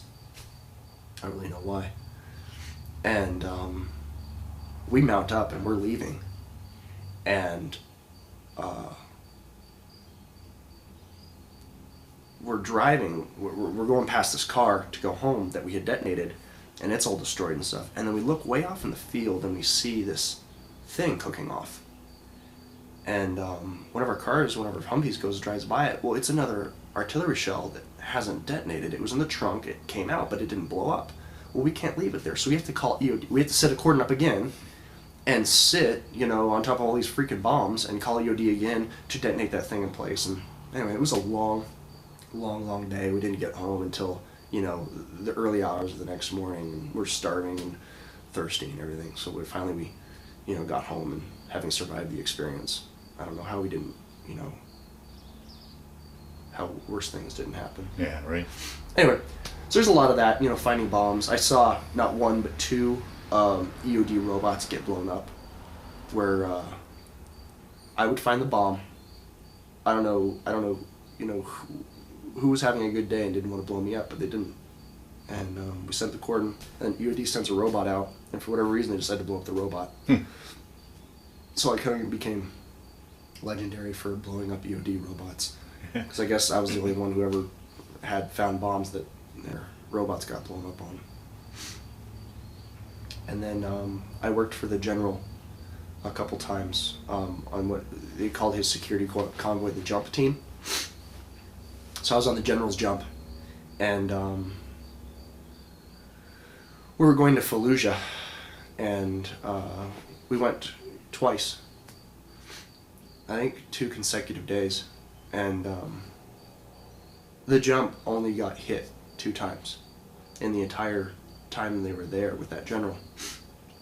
I was with them both times. The first time, we went over a bridge over the Euphrates, and we took an IED. A couple guys got hurt, dealt with it, pushed on, finished the mission. Second time, it was like the next day, maybe 2 days later. Same bridge, we got hit again. Except this time, I got hit.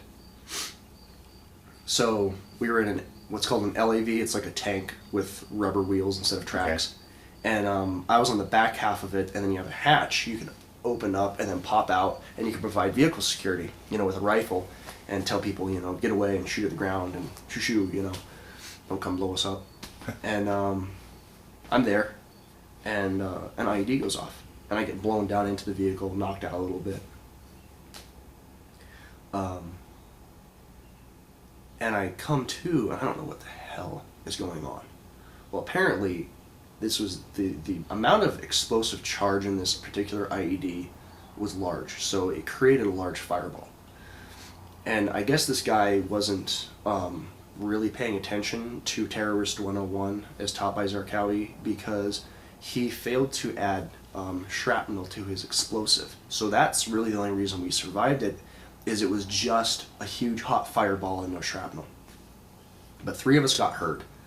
I ruptured an eardrum, and I took a lot of secondary shrapnel, which is just road debris and stuff. Actually came through the wall of the LAV. Jeez. And so I took shrapnel in my legs and a little bit in my face and stuff. And some burns. And, we pushed through that, and I remember it getting really hot, and then waking up inside the LAV on my back, and I have road debris and grit and crap in my teeth, and I'm burned, and my helmet was on fire. Wow. And I remember our doc for the unit opens the door and, is like, Spring, are you okay? And I'm like, I have no idea. He's like, is your dog okay? And I look over, and Rex is like, so he was fine. And so they pulled me out of there. They checked me over. I was disoriented as hell. I didn't know which way was up, or I don't think I knew which country I was in. And couldn't hear a thing. Could not hear anything. Mm. And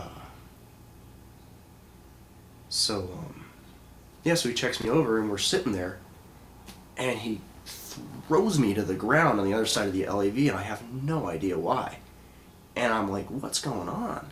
And again, I can't hear anything. And I look over, and I see little splashes of dirt where we were standing. Well, we're getting engaged. I don't have a clue. Yeah. It's not the first time, actually. Or, well, no, it was the first time. It was not the last time I was getting shot at, and I didn't have a clue about it. So, because I'm an idiot like that, I guess. So, yeah, we got engaged from this vehicle, you know, that detonated. Well, we ended up leveling this building. Like, this building ceased to exist when we were done with it.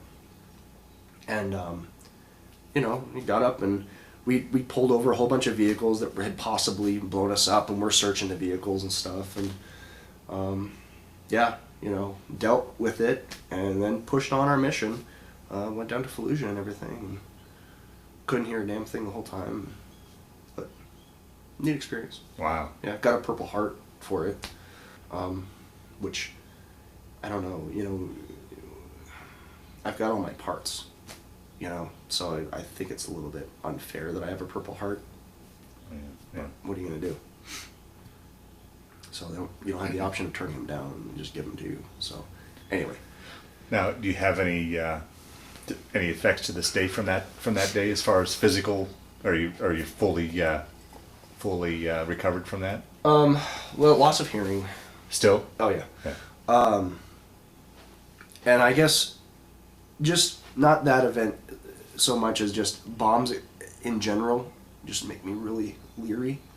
At one point in my life, not now, but at one point after coming back, you know, I started disassembling appliances, looking for bombs. Really? Oh, jeez. This is after the Marine Corps. You know, for a long time I couldn't stand being near other cars in traffic, in crowds, things like that. I can't even count the number of times I have searched every millimeter of my house for an explosive. You know, and you, because when you're looking for bombs, it's different. You know, you like open a cabinet just a little bit, and you look for a tripwire.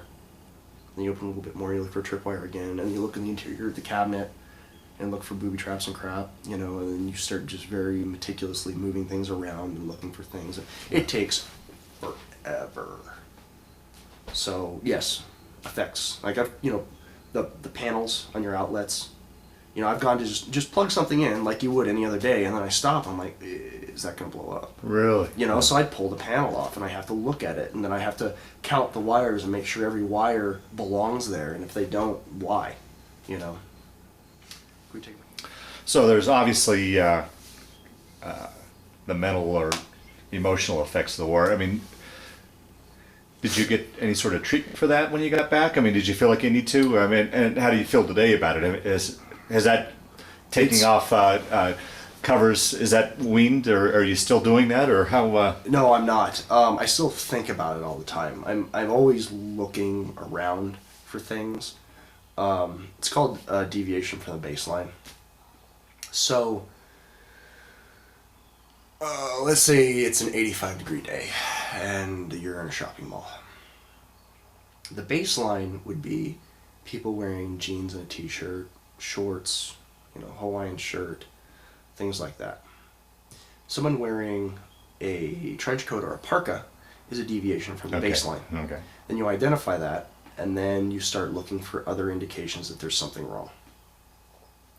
So, I've not stopped doing that. It's just my stress reaction to identifying deviations from the norm has decreased substantially. Okay. So, yeah.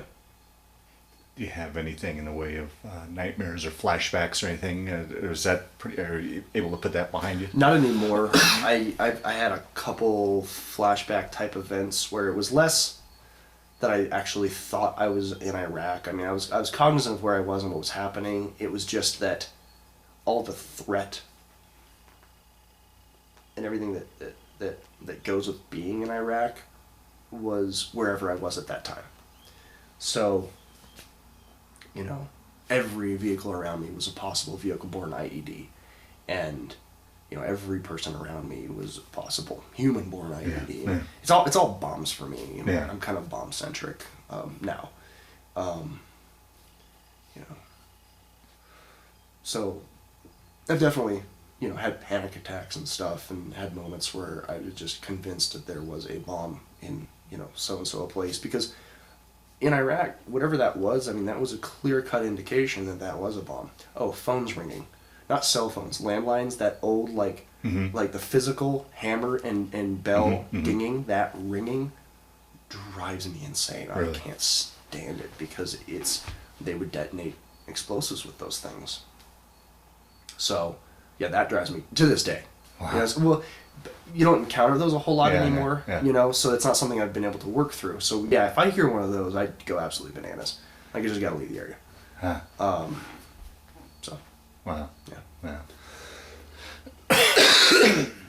So your tour of duty winds down, and you talked about the flight back was something different. Talk a little bit about that. The flight back was...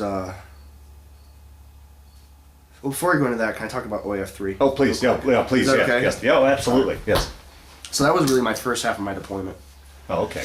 The second half was the start of OIF 3, and that's where everything changed. That's where, you started seeing ironing boards in the PX and stuff, and the Army started actually saluting on base. You don't salute in a war zone because you identify the officer to snipers. Yeah. They started caring about whether or not you were wearing your rank or not. They started caring about whether you had a haircut. We used to roll with our sleeves like half rolled, and our pants just unbloused. And because we're in freaking war, right? Well, now people started caring about that stuff, and it was a new command. It was like a new sheriff in town, new rules of engagement, new everything. And it really started sucking. And I remember you had every base had what's called a QRF, which is a quick react force. So that if a unit got in trouble, they could call the QRF. QRF would go and support them. So there was a new... I left Blue Diamond and I went to Hurricane Point, which was much less cush. That place kind of sucked. Still in Ramadi, just on the other side of Ramadi. And this new base commander went on a patrol with his unit, with his security team, and they called an engagement. They were like, we're getting, shot at, we're getting blown up, send QRF. So QRF stands up, and they roll out, and they get out there really, really quick, and they get there, and the security element is set up a cordon in a circle, and the base commander is standing in the middle of the circle with his arms crossed, and there's no one shooting at anybody. And QRF gets there, and they're like, what's wrong, sir? And this is like a colonel. It's like, sir, what's going on? And he's like, you guys drove way too fast through town. You were speeding. And he wrote him up for speeding. For speeding. In a Humvee with 50 cals in Iraq to rescue his ass, and he wrote them up for speeding. And that's what Iraq had become. And I had both my sleeves half rolled, and this staff sergeant stops me. I was on base, and he stops me. He's like, "Hey, devil dog." I'm like, "Raw staff sergeant," and he's like, "Where's your rank?" I'm like, "Oh, I'm a lance corporal. I don't wear it. We don't wear it." He's like, "All right, well, you need to put your rank on, and you can have one sleeve rolled, but not two." I was like, "Are you? Well, okay, really?" So it got weird. It got really weird. Yeah. Anyway, so as you said, my deployment wound down. I had some more adventures. I encountered some more really interesting things. My deployment wound down. And feel free if you'd like to talk about those. Yeah. They're long stories.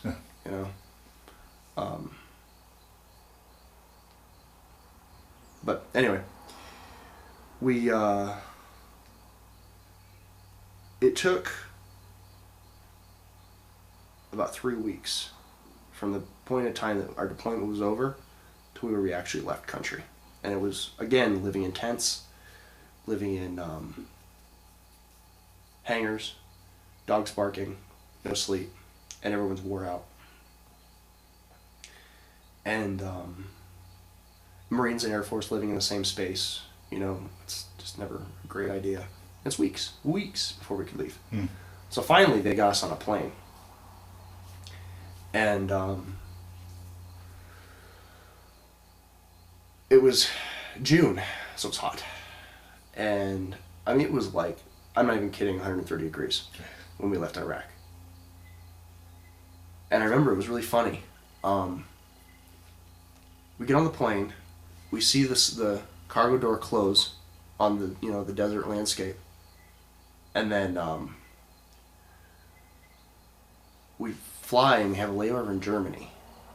And the next thing I see is the cargo door open, and it's green and pine trees, and literally, no kidding, half the temperature. And remember when I said, when we went over there, it's like we were in a Beechcraft on D-Day.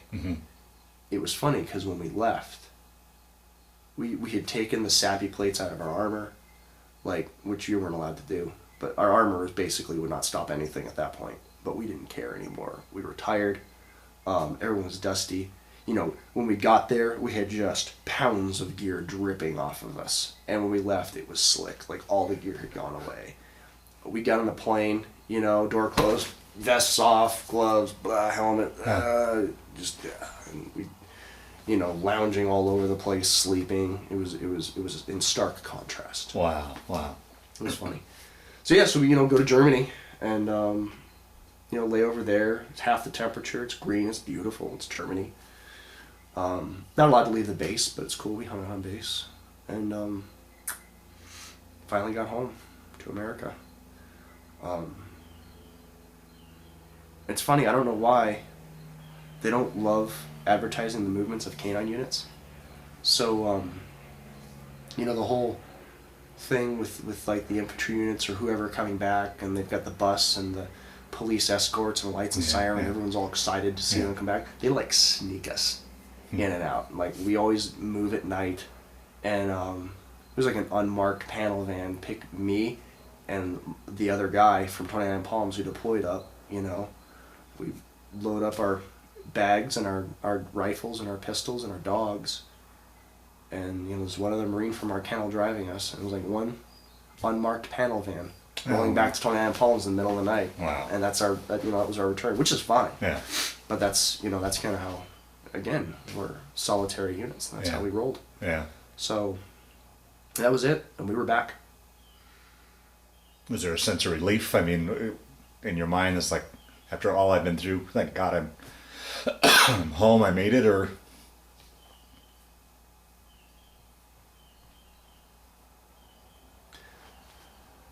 No. The only thing I've ever felt to this day about leaving Iraq is guilt. Really? Yeah.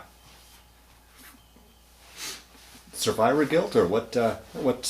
What's incredible about being a canine, being an explosive detection dog handler, is you don't. I mean, you're clearly on a side and working with a group, but, you know, bombs indiscriminately hurt and kill people. And, you know, the Americans are the only people getting bombed over there. And sometimes, you know, inadvertently other people get bombed. Sometimes it's intentional. When you find a bomb, you don't know who you're saving, and it doesn't really matter. You know, you're just taking that thing out of play. Right. You know, a guy with a gun, that's a very purposeful, I'm killing this person. Yeah. You know, I could be, like, I saw a lot of kids, Iraqi children, maimed by explosives and stuff. You know, I was taking that bomb out of play to hurt anybody. So, and I was good at it. There's not a lot in my life that I'm willing to say I'm damn good at, and that was one of them. Rex and I had, I don't remember, like, close to 50 fines.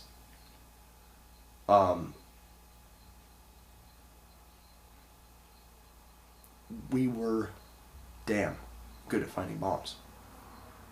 So my choice to leave Iraq And my choice to leave the Marine Corps. Now, every single bomb that goes off, really anywhere, I could have prevented that. Yeah. So, You're one man, though. I mean, there's only so much a man could do. Yeah, really. but I mean, that's a lot. That's a lot of lives not impacted by that explosive. You know.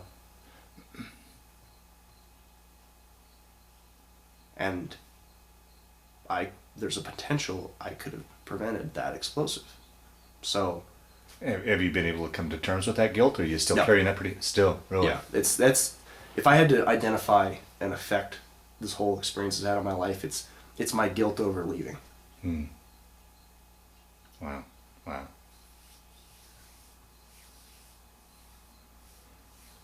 Upon returning, then, how much time did you have left with your enlistment? I got back to 29 Palms in June, and then I got in the Marine Corps the following May. Yeah. Was there any thought of re-upping, or were you? Well, I first immediately,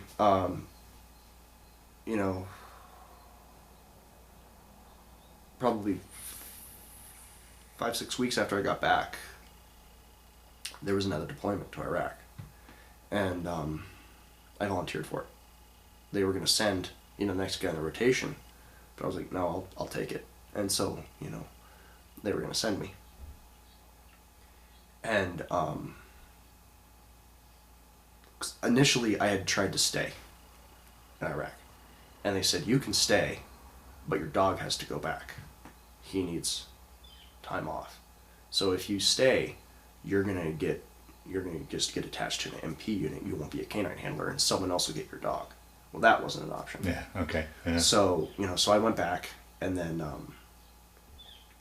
I volunteered to go a second time, and they were building what's called a mount town. Military operation in urban terrain is mount.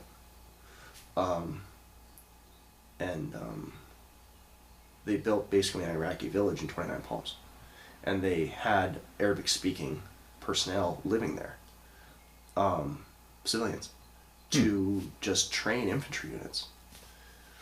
So in the short period of time between getting back and when I was going to deploy again, they sent me out to that mount town to train units to work around dogs, because there's some things you really don't think about, when working around a dog. It's like, so take a 7-ton truck. You move around in 7-ton trucks a lot. Well, the bed of a 7-ton truck starts at about eye level for me. Yeah. Okay, so it's like 6 feet in the air. Yeah. How the hell do you get a dog from the ground to 6 feet in the air, much less an attack dog, right? Well, you need someone's help, and you're the only canine handler around. So you need to train people to work around these canine units. So that's what I did. At that time, and this is unverified, but this is what I've been told. There was a military liaison to the Pentagon for canine. And everything canine that happened for the Marine Corps went through this guy in the Pentagon. His name was Mr. Childress. And he came out to 29 Palms. And he sat down with me, and he wanted to hear about my Marine Corps experience, because I'd racked up a lot of fines, and I was in Ramadi. And he said, you're the first canine handler since Vietnam to kill somebody. And I didn't know that. And it doesn't really make sense. It's a war zone, but Yeah. I was. And I said, okay, what do you want to do about that? He's like, well, you're staying here to train people. I'm like, well, I'm slotted for this deployment. He's like, no, you're slotted to this mountain town. So I spent the rest of my enlistment training units out of this town in, 29 Palms, which really wasn't a whole lot of time. Well, because apparently I had this unique canine experience in Iraq, the Marine Corps made it very, very, very clear they weren't sending me back to Iraq or Afghanistan or anywhere else. They were going to utilize me for my experience. So I had the option of staying in 29 Palms and training at this town, or of going back to Lackland and training there, or of helping stand up this new canine unit that kind of did other things.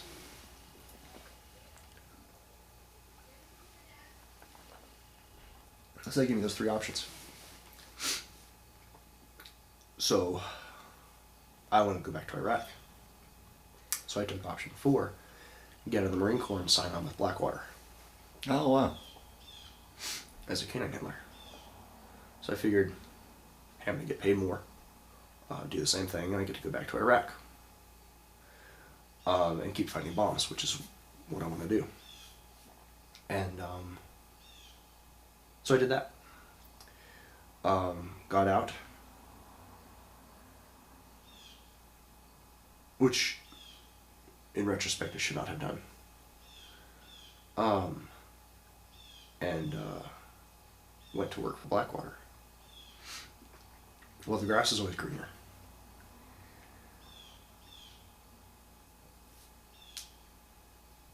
At the time I was there, Blackwater's canine program left a lot to be desired. They used primarily German Shepherds. The dogs were not really well cared for. Nothing neglectful or abusive, just not well groomed, not up to Marine Corps standard, It's like, when you shine a floor in the Marine Corps, you will never look at another floor and say, that's well shined. It won't happen. Yeah. And that really applies to everything. You're never going to see a firearm and say, you cleaned that well. It won't happen. Yeah. Well, cannon's the same thing. I didn't realize it at the time. For trying not to be too opinionated, I have never seen a canine program since that just didn't feel like an absolute joke to me. And it's ruined me for handling dogs. And I don't do it now because it's staggering. The absolute best, and the people running the canine programs for like sheriff departments, police departments, and federal TSA and Blackwater and these agencies, their programs are dismal. And the absolute best of the best is not where a Marine would be graduating from canine school. So anyway, so I didn't really have a lot of trust in the dogs there. And then the State Department, who was hiring Blackwater, kept pushing off this contract that we were supposed to go on. And I ended up kind of just waiting for over a month. I think it was a couple months for this Blackwater contract to come around, and it just never was, and they weren't paying me to wait. So I said, sorry guys, I need to get a job. Yeah.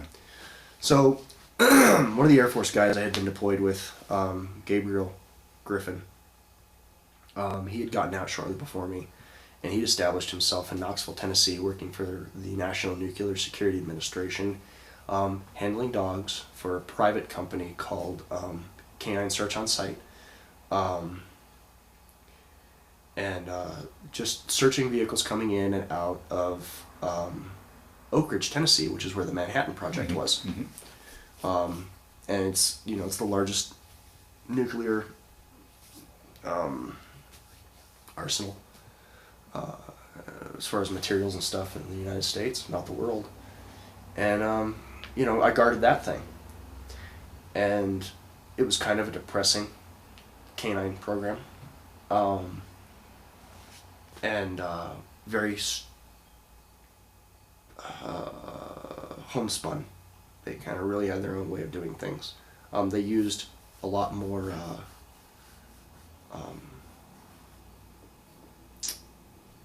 border collies than Belgian Malinois or German Shepherds. I handled a Malinois there, thank God. I don't think I could work with a border collie. Yeah. I think I would hurt its feelings. So, but it was boring as hell. So, I quickly left that. And this was around the time I was dismantling appliances and stuff. And living with Gabe, we lived together in a house. He and I were very much spun up the same direction, and we kind of built on each other's paranoia. So much so that I came home in the middle of the night one night after work, because we worked nights and days and stuff, and he was in a headspace, and he woke up out of a dead sleep, and I was trying to be quiet, and he shot 3 rounds out of his Glock at me. Oh my God. And I went into go mode, and I ran and grabbed my gun, and we had a little Mexican standoff in the stairwell. He was the top stairs, on the bottom stairs, and we had each other, pointing guns at each other. Wow. And we both had to talk each other down and convince one another that we were who we said we were. And he since has gotten out of the job field altogether. And I was like, I gotta get out of bombs. I got to. So I did. And because I joined the Marine Corps out of high school, roughly out of high school, I worked at the coffee shop. Right. I'd always had an interest in bicycles. And I always wanted to work at a bicycle shop. So it was 4 o'clock Sunday afternoon. And I decided, I had left canine search on site, and didn't know what I was going to do with myself. It paid well, so I had some money to live on, and I just kind of was taking a break for a month. I just chilled out. And 4 o'clock Sunday afternoon, I decided I wanted to sell bicycles, and I decided that Boulder, Colorado was the right place to do that. Never been there before. But it has a reputation for being mellow. And Ashland, it was like Ashland. Yeah. It was something I knew, and it was Right. a place I knew I could relax. So I loaded up my stuff, and I got in the car, and I went to Boulder that night. And I got here, I got to Boulder Monday morning, and was moving into an apartment Monday night. Wow. And what's funny is Pearl Street is the kind of the downtown area for Boulder, and I didn't know what Pearl Street was, not having been from Boulder. So I got this apartment, and I decided got moved in, and it was nighttime, and I was hungry, and I was like, well, I'm gonna go find dinner. And I walked out the front door of my apartment and walked over 2 blocks and down 2 blocks, and I was on Pearl Street. I was like, wow, this place is cool. So, walked around Pearl. I love food. I come from this liberal community, so it just felt familiar to me and relaxed. And, went out to a restaurant. Great food in Boulder. I mean, it's one of the culinary destinations now. And, loved it at the time. The next day I hit the streets. Passed out resumes, found this humongous bike shop, decided that's where I wanted to work, and Thursday they hired me. Wow. Wow. And I worked there for a year and a half, selling bicycles, a lot of bicycles. Like one of the busiest bike shops ever, in what is bicycle mecca. Yeah. And University Bicycles on 9th and Pearl. Okay. Uh-huh. Yeah, owned by Doug Emerson. And sold bicycles, relaxed. The incidence of me freaking out about things decreased heavily. And yeah, just took a break. Was it hard convincing those guys to going from bomb sniffing to selling bikes? So It's funny, having worked some odd jobs since the Marine Corps, I didn't plug straight into a career. When you get into a job field that isn't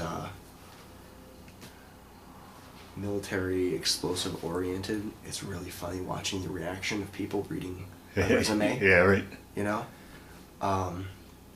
So yes, it was difficult. I am to date the only person who's ever worn a suit to a job interview there. And yeah, it's funny that the general manager there, Lester, was in the Army for like 2 years. It was like one of those post-Vietnam go to jail or join the Army things. So he joined the Army, you know, just funny guy, good guy. And yeah, he sat down with me and looked at my resume and looked up at me and said, "You know this is a bike shop, right?" And I'm like, "Yeah, I need to just relax." And he's like, "You're gonna have to relax a lot if you want to work here." I'm like, "Really?" He's like, "Well, you can't wear a shirt and tie to work. Like, you gotta wear a t-shirt and shorts." I'm like, "Well, I have to buy some shorts, but I can do that." And so I think he was very reluctant, but he did hire me. And it was a wonderful experience. It was a really good choice. Expensive, because you get paid a lot to find bombs with a dog. You do not get paid a lot to sell bicycles. Yeah. So there was that kind of learning curve, but worth it. So. Yeah. And then from the bike shop, where'd you go from there? I decided that I was ready to get back into the field, approximately, and then it was time to get a grown-up job. So I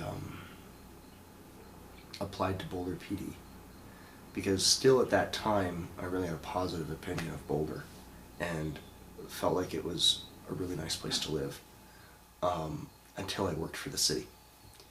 And the academy wasn't held in Boulder, it was held in Adams County, which is a much more kind of hardcore area. Yeah. And then the academy went really well. It was they call it paramilitary, okay, but it's what it is.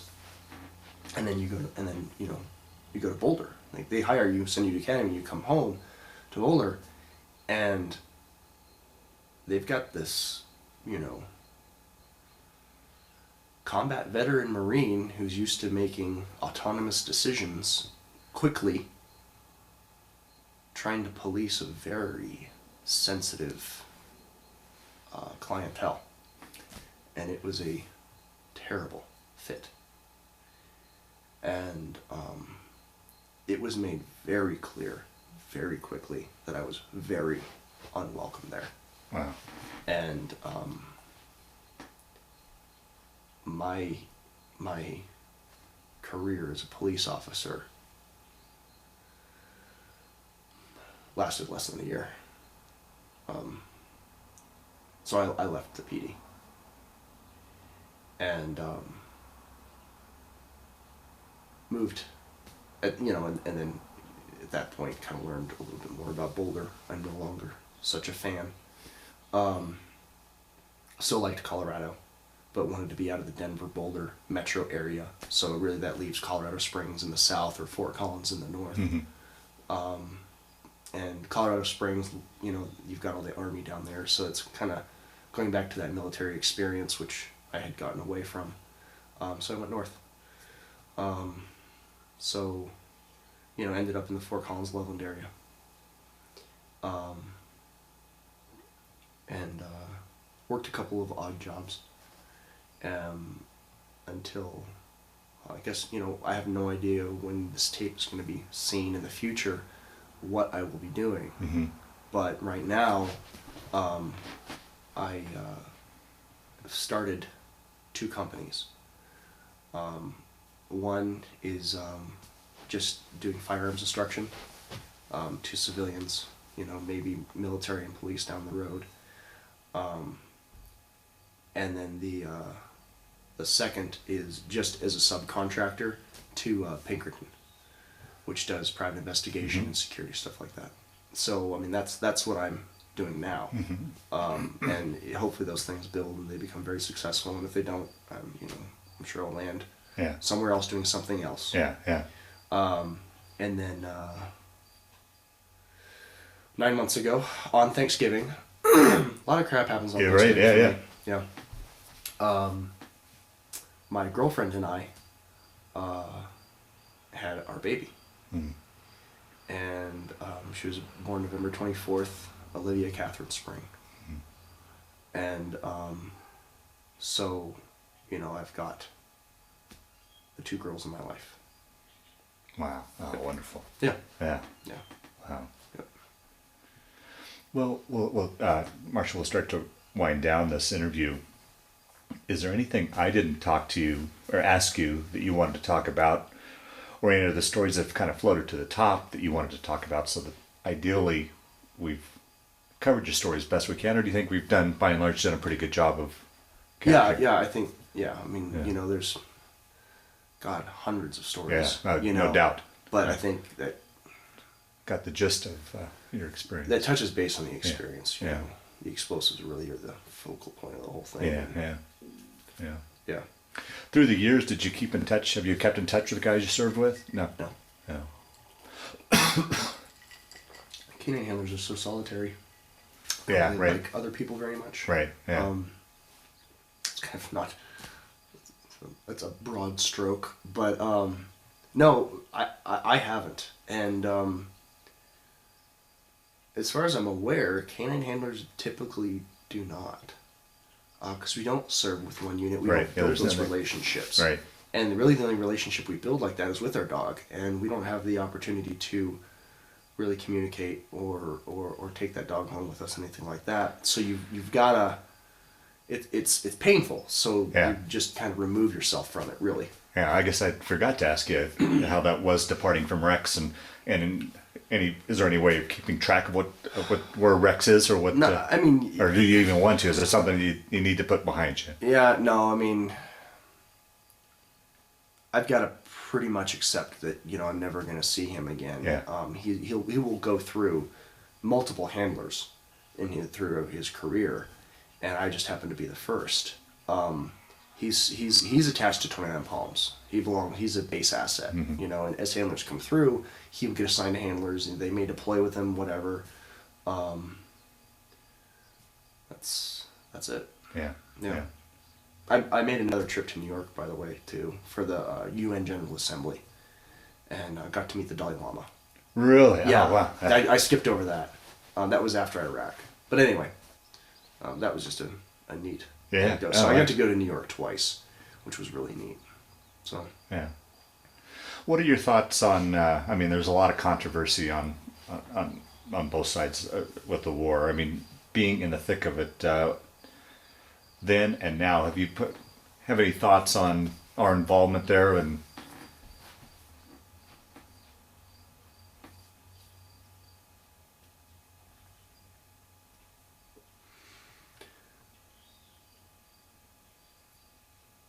I have never been hired for my opinion. Yeah.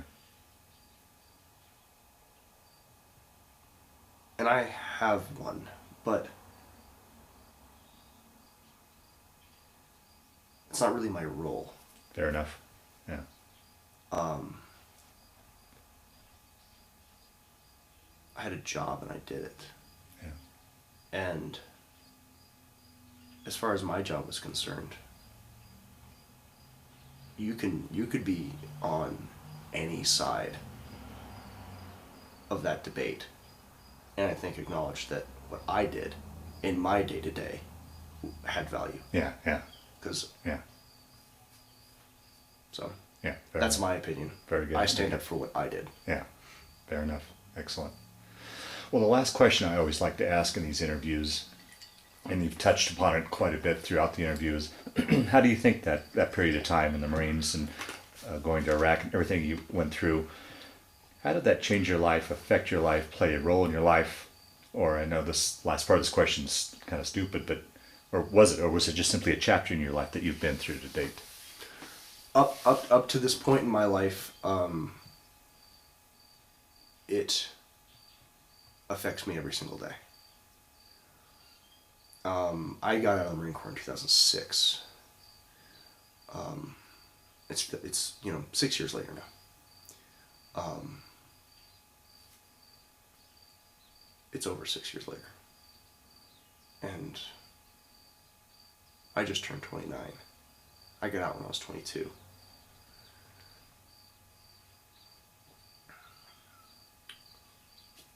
I said there's no difference, or there's no comparison between wars. I will tell you one thing I think is a common thread through anyone that's been in combat, of any kind, of any generation. Everything else is just muted.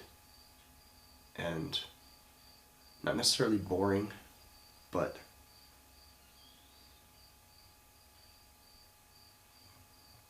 it's kind of going from color to black and white. It's just,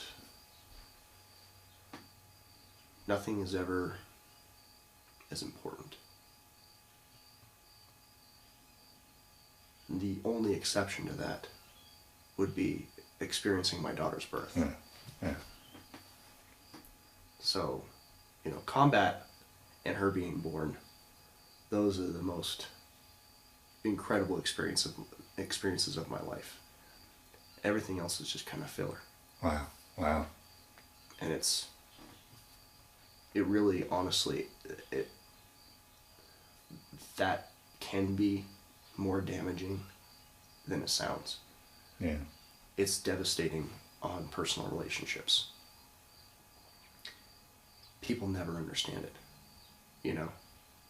Like a bad day for someone is their Starbucks order got messed up, or what's happening on the latest reality show. Like, that is important. Yeah. And people are so two-faced when their life isn't on the line. And people pray for and hope for and talk about world peace, which is fine, but I don't think we are responsible enough to deal with world peace, because people are at their absolute ugliest when there's no threat of dying on the table. People are at their most honest and at their best when they may die any minute. So being around people whose lives have never been on the line and who don't understand that, and who get so wrapped up in the minutia and subtleties of the world, you don't want to be around them. Wow. Well, with that statement, I think it's a good point to wind down this interview.